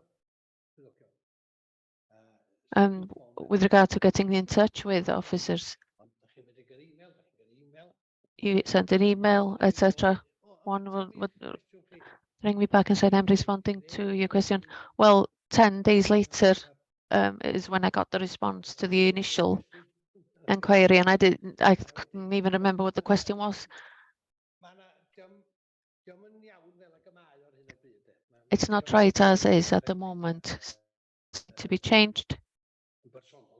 Personally, I'd prefer to see everybody back in the office when that's not going to happen, and I realize that. But like Ivor said, we do need to look at what other people are doing, learn from their experiences in order to improve the system. That confirms the point that Nia made about making it a pilot. If the staff doesn't respect the principle of providing a consistent service to the staff, I'm not criticizing the staff for anything. I'm supportive of staff because they're undertaking their work. I have a daughter who works a lot from home myself, but we have to get it right. These changes are not going to happen overnight, of course. It's going to take time. And we need to consult with the unions and staff, of course, before we actually implement the new procedure. Okay, thank you. Thank you for that report. On to item 15, The draft recreation strategy, Peter Rutherford. Peter is just joining us now.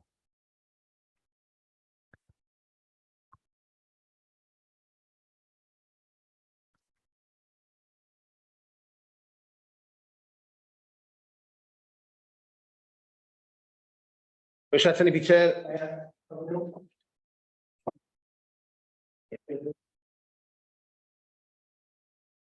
Campions iawn, fel yna di. Meic, dyn nhw. Ie. Wel, pawb yn gweld Peter yn eistedd ben y bwrdd yma'n iawn? Can we make sure that there's a microphone there, please? Can we make sure that there's a microphone by Peter? Can somebody make sure that there's a microphone there? Hi, sorry to butt in. Translators asking to make sure there's a microphone in that corner, please. Diolch. Thank you very much. Okay.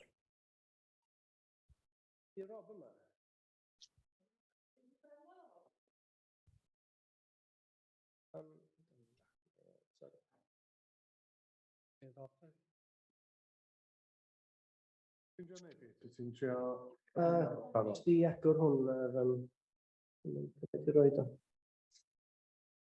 Dwi'n mynd i cyfarfod eto.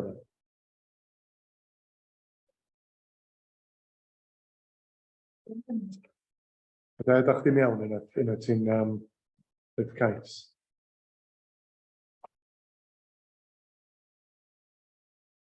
Byddai'n mynd hir i na chi si adra.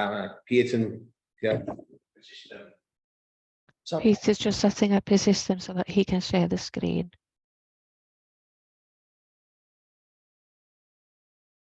Dwi'n meddwl dwi'n barod o'n allan. Yn rhannu'r sgrin ma. Ti'n mynd i cyfarfod? Na, dwi ddim. Dwi'n joinio'r Zoom. Dyna beth dwi'n neud yna.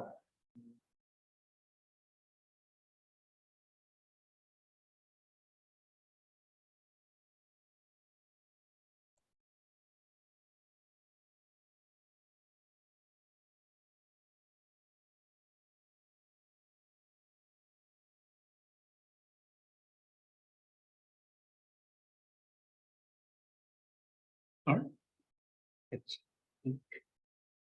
Pink? Yeah, pink. You've got one? No, this was... Wouldn't suit.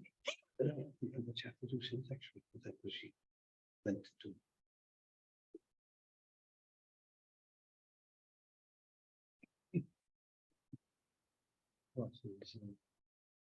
It wasn't.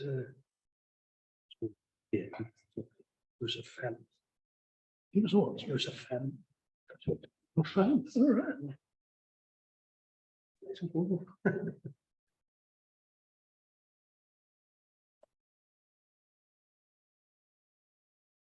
Good in Kikar, interviews. These are very good, actually. Da ni di anfon am Rob. Ti'n gael gafel Rob? Ydy gyda ni'n ôl Rob? Ydy gafel ni.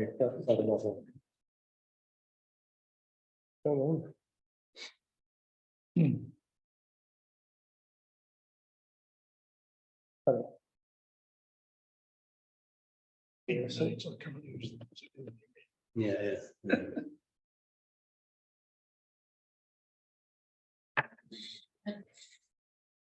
Yeah. Okay, yeah.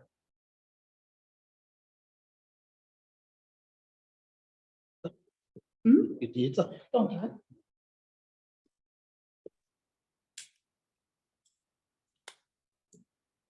Elbeth, rhaid mi fynd mewn 10 munud, sori. Mae gen i deintydd.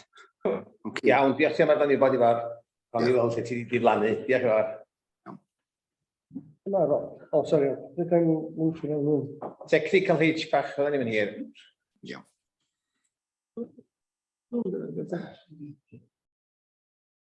Zoom job. Dwi'n jyst yn ddihiro, mae gen i mechanwyr ac yn bain. A dwi ddim yn Covid. Fyddwch chi'n weld fath o'r dŵr.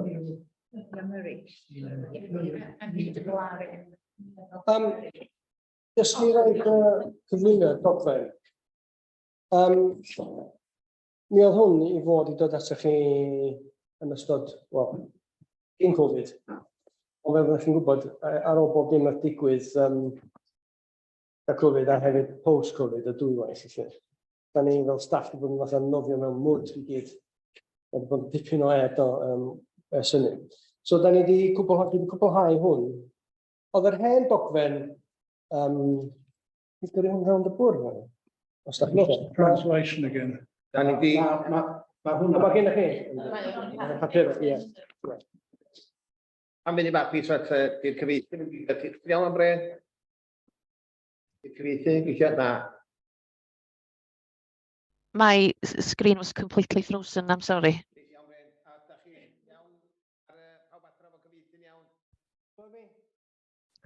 Can you hear me? Okay, thank you.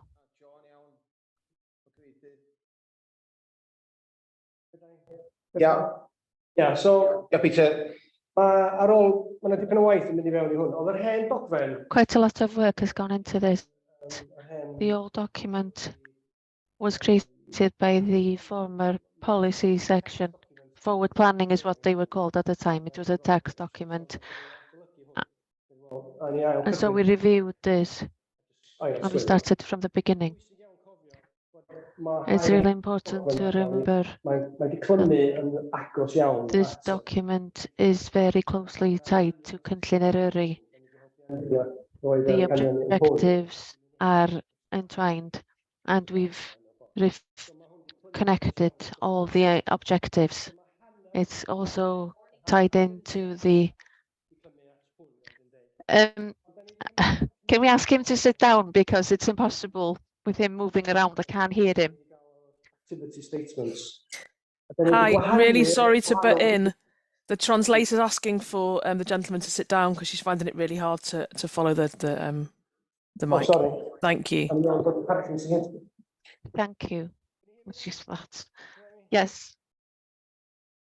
Yes, thank you. So, felly, mae'r hanner newydd mewn ffordd.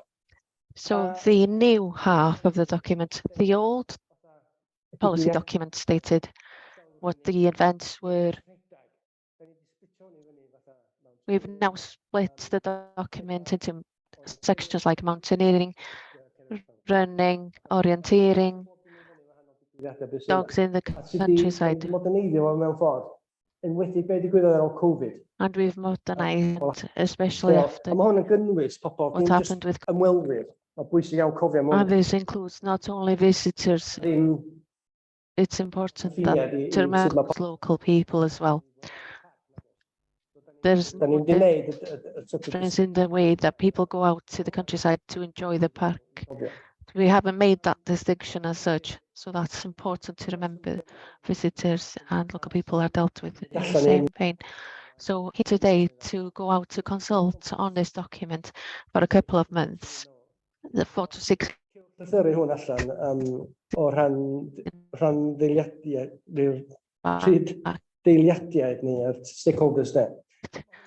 We're to circulate this for stakeholders, and that's quite a long list of stakeholders that we do have. NRW, all of the forums, and all of the people who are involved in the park, Ceredigion, Dover, Powys. And there are organizations such as the NRW National Trust. There's a long list of people that this will, and organizations that will go out to.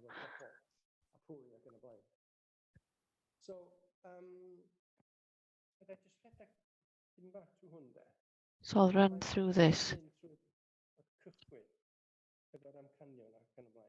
If you look at the objectives, what's important is that everything is undertaken as a sustainable process and sustainable tourism. The definition of sustainable tourism is one that coincides with the World Tourism Organization, and that's what we've stuck to.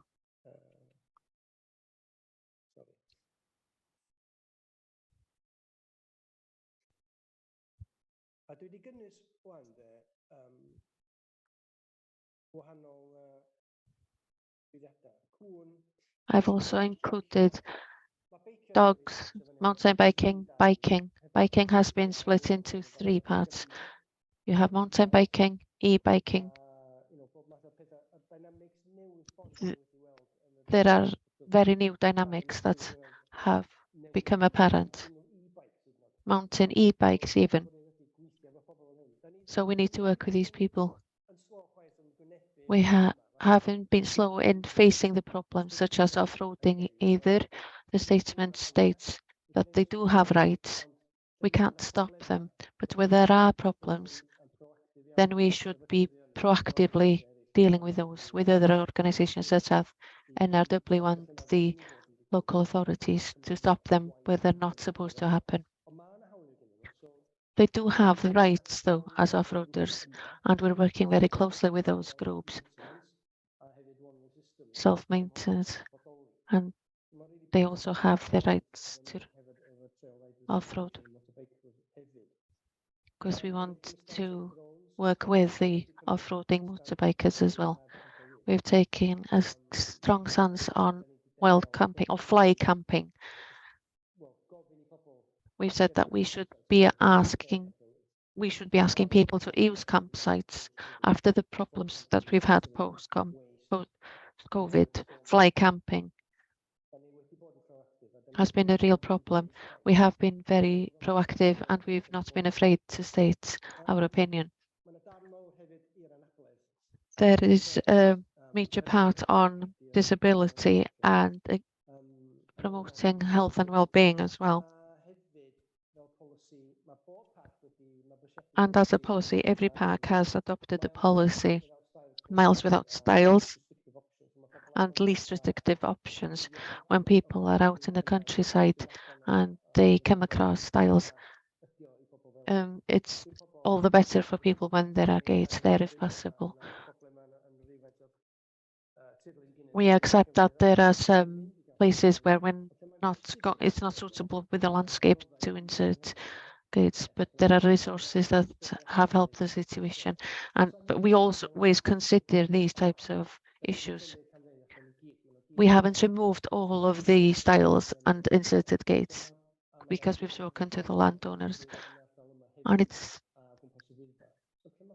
starting in areas such as the Wyddfa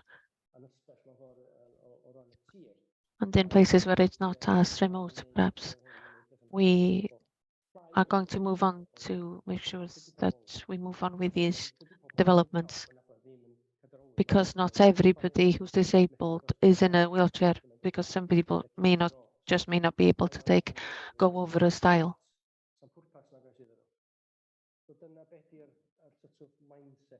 So that's the mindset. Every park in the UK has signed up to that philosophy, and it's really important that we do the same.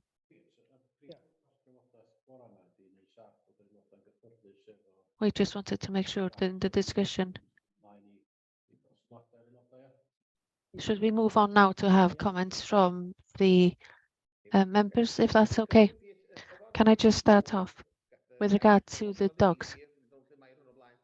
She was attacked by a dog around Llanmair the other day. So we're saying that we're encouraging people to keep their dogs on a lead. It states encourage here. I thought it was a legal matter. No, it isn't. The Welsh Government are still discussing it. They're still discussing it in England, and they've just withdrawn from it in the welfare bill for some reason, because a part of it was included in that. But we've come to a dead stop. But of course, you have the Open Country and the Crow Act, and there are rights of way. With the rights of way, it's under control. It's under control with the dogs, and open land they are supposed to be on a lead between March until July because of ground nesting birds. Those are the only rights in place. So the two things cross each other. And we've said in our information, if there are staff about, encourage people to put them on a lead. And we've been using the term in the vicinity of livestock as well. and Welsh Government have also adopted this, I'm glad to say. We are expecting a new act on access. And there are different issues that we have been discussing with Welsh Government. And we've built into this, if there will be amendments, access to water is going to be one of them. Changes to rights of way and potentially changes to open access. It's up in the air at the moment, but potentially we have to change the way we work if this is going to come into force. And it's important that we're ready to move on. And we are in this document rather than saying we're back to square one. Does anybody else have any questions? I'm very supportive of what's been done here. It's good progress and it's a really good plan. So I would support it. There are a couple of small things. I'll run through them with you afterwards if we can just meet afterwards. But on page 32, we're talking about developing web-based maps, etc. Are we working with other people such as Google and the Ordnance Survey who already have these things established in order to get information from them and accessing their maps, because the majority of people use those on a daily basis? We have developed quite a few maps. We have them on our website. There are different paths, etc. And what we call the promoted routes. But with regard to mass mapping, we're not going to go down that route, but we do promote routes, and there are several on the website already. But it's going to happen in stages. We need to have it with the apps that other people use on their phones on a daily basis. We have apps as well. For example, the paths up the Wyddfa. But every time we develop something new, there will be a map and route to coincide with it. And our system has been modernized. We used to send things out in the post, maps, etc. But of course, the world has moved on. So we're not working with the big apps that are responsible for these maps. Google have promoted some silly things in the past, such as cycling on Crib Goch, and it's difficult to get them to change things like that. And sometimes they do put some silly things up, and we have to keep an eye on that constantly. Page 50, 236, you state there that you have to have permission to fly a drone over SSIs and NNRs. Is that right? Because there are ground nesting birds.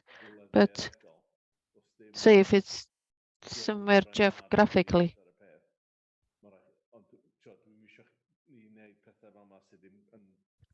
Don't want to state things that are not factually correct. And we're talking about designated reserves in the English.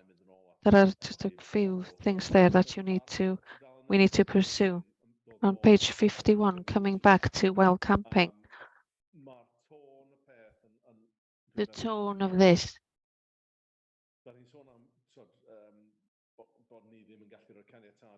You said that we can't give permission on another people's lands, and I totally agree and understand, but it does happen. As a mountain leader, I camp on mountains, and with all due respect, I can't always ask for permission. But the important thing is that you don't leave any trace. People wouldn't have been able to tell that you've been there, and you wouldn't be able to tell that a tent has been there for the night. We're not talking about tents and fires, just as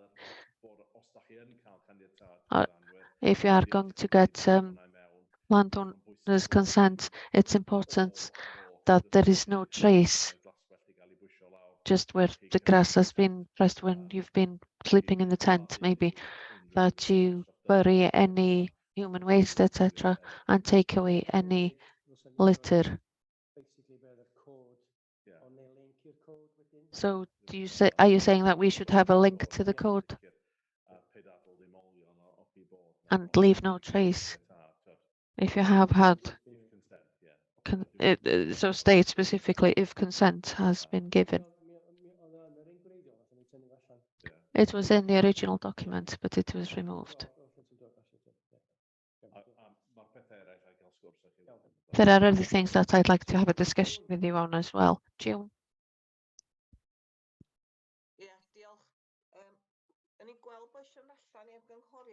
You said that you want to go to consultation on this, and I realized we're going into August now and community councils won't be meeting until the 2nd to 3rd week in September. I'm just a bit concerned really who will see this document to undertake the consultation. Not everybody will agree with everything, that's for sure, but like I said, this will be perceived as the national parks ideas, etc. I'm just asking really. We'll make sure that we don't start the consultation process until September, therefore.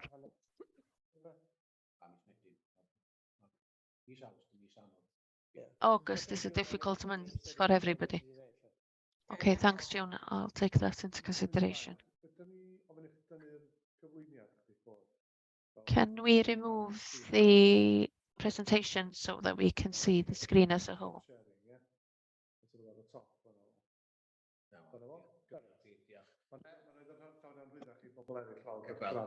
It's easier for other people to see people in the meeting. John Pay and then Delith, please. Thank you very much. I like the way this has been drafted. It's very interesting. Since so many more people come to the countryside, then we have to have rules in place. Mountain biking has become huge in Dyfi, and I'm glad to see that Nordglas has put in several paths with the cooperation of local landowners and farmers. Some are accessible for the disabled, others are quite challenging. If you go to Conwy UK, an app has been created where you have all of them paths and there are QR codes to state if there is any history relating to the area as well. I think more things like that, it assists the landowners a lot if these things could happen more. Not only assist the landowners, but also the workers. They'd like to know, the places that they can go, basically. The only thing I would ask with regard to climate change on page 22, reduce the effect of transport and traffic on the environment and landscape. When you have a lorries in areas, does that help with climate change? Is that helpful with climate change or not? But that's what we often see. And it's a big challenge, isn't it, really? How we're going to deal with that. It's difficult enough in places such as Llanberis and Bethgelert, but in rural areas such as Dinas Mawddwy, I don't know really, because public transport is very poor, really. In Dinas Mawddwy, there are 7 or 8 new paths, and we've helped a lot with that path. They're not new paths. They're paths that have been improved. But there's something that the visitors can do without the car. They could start and finish in the village, and that's the secret that you have there. And if we could see more people using such resources when they come to stay in different places where there are more community links, that's really important to reduce the number of cars on the roads.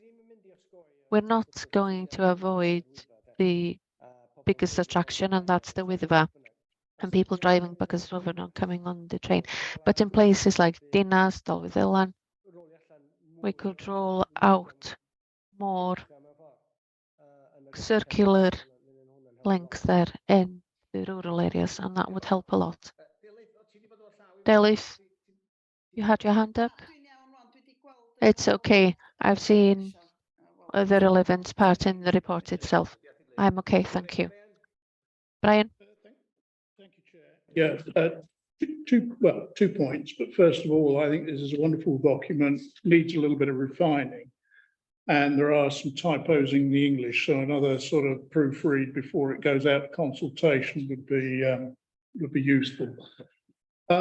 My two substantive comments are relating, following up on John's point actually, to the climate change section on page 22 of the document, page 208 of the papers. It seems very brief in the context of where we've got to go going forward. And I think somewhere in this document we need to, this may be the place to put reference to the climate strategy, which I know is evolving. But I think as this document's going to last for 5 years, some cross-reference to the fact that that is going to exist and the implications of that in relation to recreation will be taken account of, perhaps could be brought in here. And sorry? Can I respond to that point?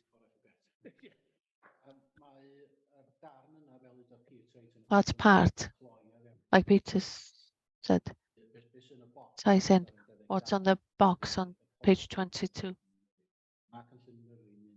Cynllun Eryri is going to be reviewed.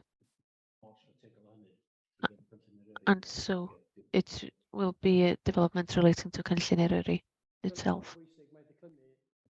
That's why it's important that it's tied in very closely with Cynllun Eryri. Cross-referenced, I think, is going to be very important if this is published before that review is done, that it makes it quite clear how, in the context of climate change, that's going to take account. And the other point I was going to make in relation to actions, I know it's mentioned there in A 1.4, but is it worth mentioning again, if this goes out before any substantive changes, the work that's already been done in terms of reducing the transport impacts, you know, to do with the Sherpa buses and those sorts of things, and whatever's going on in relation to the work with other transport providers. So I don't know how the best way of doing it is, but I think that part needs strengthening in some way in relation to what's evolving and pointing out what we've done already. Yeah. The other point was picked up by Louise earlier on today in relation to camper vans. And again, we've done certain work in relation to that with Gwynedd, which was a pilot. And I think whilst we've got the wild camping and the wording and things could be changed, I think there should be a section on camper vans that is separate from that. You know, later on we talk about driving and heritage and coaches, but there's no mention that I saw of camper vans. And so the issues that those bring up and the direction of travel that we're taking with Gwynedd, I think should be brought out in the document. We're not sort of creeping over into other issues apart from, you know, activities and recreational activities. That's, you know, recreational activity on a highway. I'm not quite sure. But a lot of, well, some of the people who are involved in passive recreation and in active recreation will be camper van users. Yeah. Peace can work with the management team. Thank you, Brian. I think this document is brilliant, but I'm sure lots of us will getting in touch with you with some amendments so that we can all have a look at this and fine tune it to get it right. But there's a lot of work that's been done, and I'm sure that we all as members will get in touch to give you our opinion on it. Thank you for the work involved with this. I have 1 or 2 points that I'd like to make in relation to biking and cycling. Thank you very much, Pete. Tracy, before we move on. Statistics o dalen 215. The statistics on Just i page gadw ti wybod, 250. gad i fi just troed, just i ti cael gwybod, Pete, ma' Just so you know, we too have just reviewed the statistics in the past 2 weeks. I don't know if you were closely with Emma from Snowdonia Active. She's been involved with this.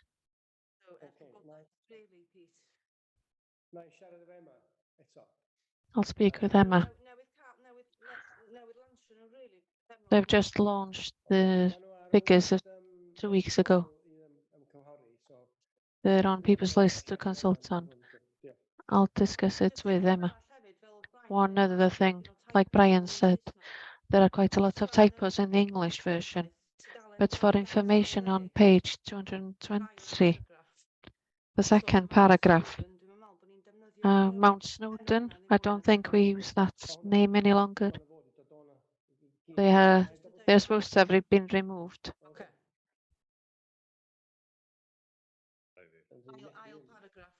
What's in the second paragraph there?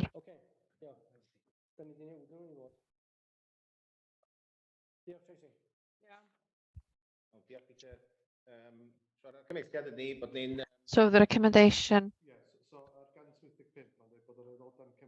on page 185, it says that the members will need to approve the content of the draft recreational strategy. And of course, we need to incorporate today's comments. And that the members approve an external consultation period of 4 weeks with a further 4-week period thereafter. And consider responses and incorporate any relevant changes to the document before returning to the authority for approval of the final document. But we won't be having the consultation until September now. We're going to defer it until then. Okay, thank you very much, Peter. Can we have a show of hands that everybody's happy with that? Thank you very much. Item 16, Volunteer and Wellbeing Annual Reports 2022. Etta? Good afternoon. Yes, thank you. This item on the agenda gives you an update on the volunteering strategy. I present to you the annual report for 2022. The aim of the strategy is to include the Welsh Government's wish to benefit from the well-being element of the national park as well as volunteering. It also aligns with the aims of Cynllun Eryri. You can see that the annual report has been presented in 5 sections, which includes an overview on volunteering, well-being events that we can offer to people, and the use of the tramper. Also an update on the performance indicators. These are the targets that have come from the volunteering strategy, and this year's targets have also been set in that table as well. The last bit is the examples that we've given of what we've been doing. So the report is in a stage where we'd like to have the opinion of the members, and any feedback, any recommendations will be implemented in next year's annual report. Thank you very much. Thanks, Etta. Does anybody have any questions or comments? Tim? Something that I've just realized in the past few years, we get more and more people from the Asian background. Every time I'm out in the mountains in Eryri now, I come across groups or individuals from Asian backgrounds. And having spoken to them, most of them come from Manchester or the vicinity. They don't have much understanding of the national park. I was just wondering, we've mentioned a lot about volunteering in Wales, but not the people who are over the boundary and places that are closer, such as Cardiff. Can we look at things like that? Could we possibly look at potentially moving towards getting more people like that volunteering in Eryri? They are certainly interested, and some of them have much advanced experiences of mountaineering. I had a very interesting discussion with an Islamic school in Commitwell 3 months ago, and they said these aren't mountain. The moles produce bigger things than this where we come from. Anyway, it's just an idea, and it might help us with our diversity and the people that we engage with. Unless Etta wants to go first. Etta, did you want to respond to that? Yes, I think that's a really good idea to target specific groups and invite them to come and volunteer with us. This year specifically, we have partnered with Pride Cymru. That's a specific group that we're working with this year via the Tirweddau Cymru project with other national parks. But we can certainly look at working with other groups as well. In addition to that, the 3 parks, NRW and RSPB Cymru, have commissioned a piece of work on how to better engage with ethnic and socially excluded groups. And we have a strategic officer, Anna Jones, in Pembrokeshire, who is looking at matters such as developing such matters and ethnic groups. So hopefully we'll see a progress in the next few years. Can I just add as well? We are working currently with groups like this. We do have links. We don't want to go out there and be too patronizing. It's difficult to know where to set the line, really. There are groups that get in touch with us often. Celta 8 are today out on the Wyddfa. There are 200 to 300 of them. We are in touch with them often with regard to events and smaller groups. There are other smaller groups that need work, but there are lots of groups that are in touch with us and ask us questions about the Wyddfa, and there are always groups out there. Over the weekend, half of the groups that are out this week, the past weekend, were from an Asian background. And with regard to health and safety, sometimes they are reluctant to prepare properly. With all due respect, some can be quite bad at communication, but we have spoken to them, and sometimes it's not as easy as it might appear.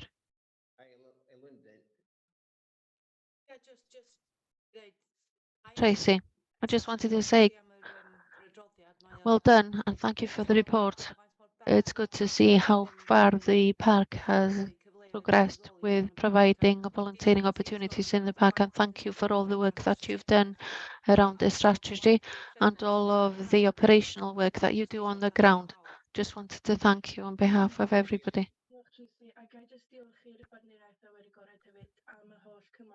Can I just thank the partners for all your help with the Young Rangers, and Sian loves the project. She really does. Thanks ever so much, Etta. Well, did you have your hand up? I just had a question, really. Following up on what Tim was suggesting, where does that leave the Welsh language policy in relation to discussing with the public?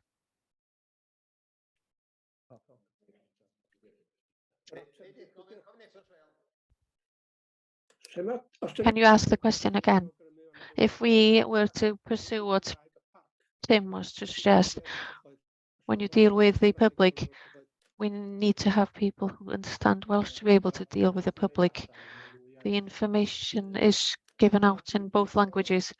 I'm talking about people who are volunteering to come here.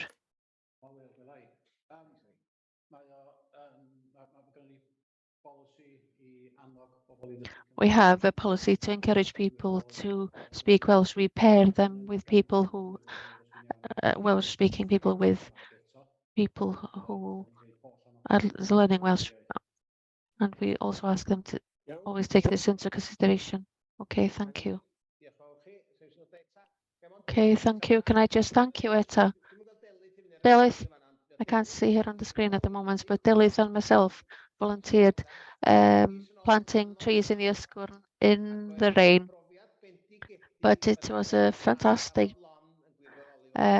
experience that you gave to the children of Hafodlon. It was really brilliant. It was a great experience, and we're not demonstrating all of half enough of the good work that you do in the park. It was really worthwhile. The experiences that they got was exceptional. It was a brilliant experience. So thank you very much, Etta. Yes, Hafodlon volunteer with us once a month, and members are always welcome to join in the volunteering or well-being experiences and events. It would be lovely to see you there. I don't know if the trees that Delyth and I planted are still alive, but hopefully they are. Anyway, thank you very much, Etta. Brilliant. On to the last item. So, item 17, minutes of the Plas Tân y Bwlch Management Board. Tim, the minutes are there for you to see. I'd just like to pick one or two things. It was a beneficial report. Quite a few things were discussed. Red Bull are never going to use this building again.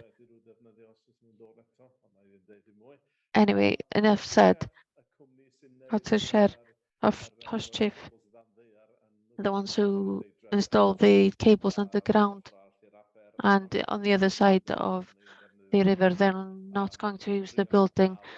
We really did try, and thanks to a lot of the members who worked hard on that, but they have their other plans, and we're dealing with that as a planning application. We did spend a lot of time on the condition of the building and the major work that needs to be undertaken to bring it up to standard, and we've asked for a report on the options coming that as a result of that, and we had a brief meeting after this because there wasn't much to discuss in relation to this at the time, but there's a new meeting that's going to be convened in September, October, and we'll have a report on the options from the options, and we'll discuss that in detail. And from that, we'll be making recommendations from the PLAS board to the full authority for discussion, because this needs to be discussed by everybody, not just by the smaller groups. So I'm happy to answer questions, but what I'm asking is for you to accept the report in front of you, or the minutes. Can I just state the situation has changed? I created a report or produced a report in April on the situation in PLAS, and it's been received by Audit Wales today and in an updated version, just for your information.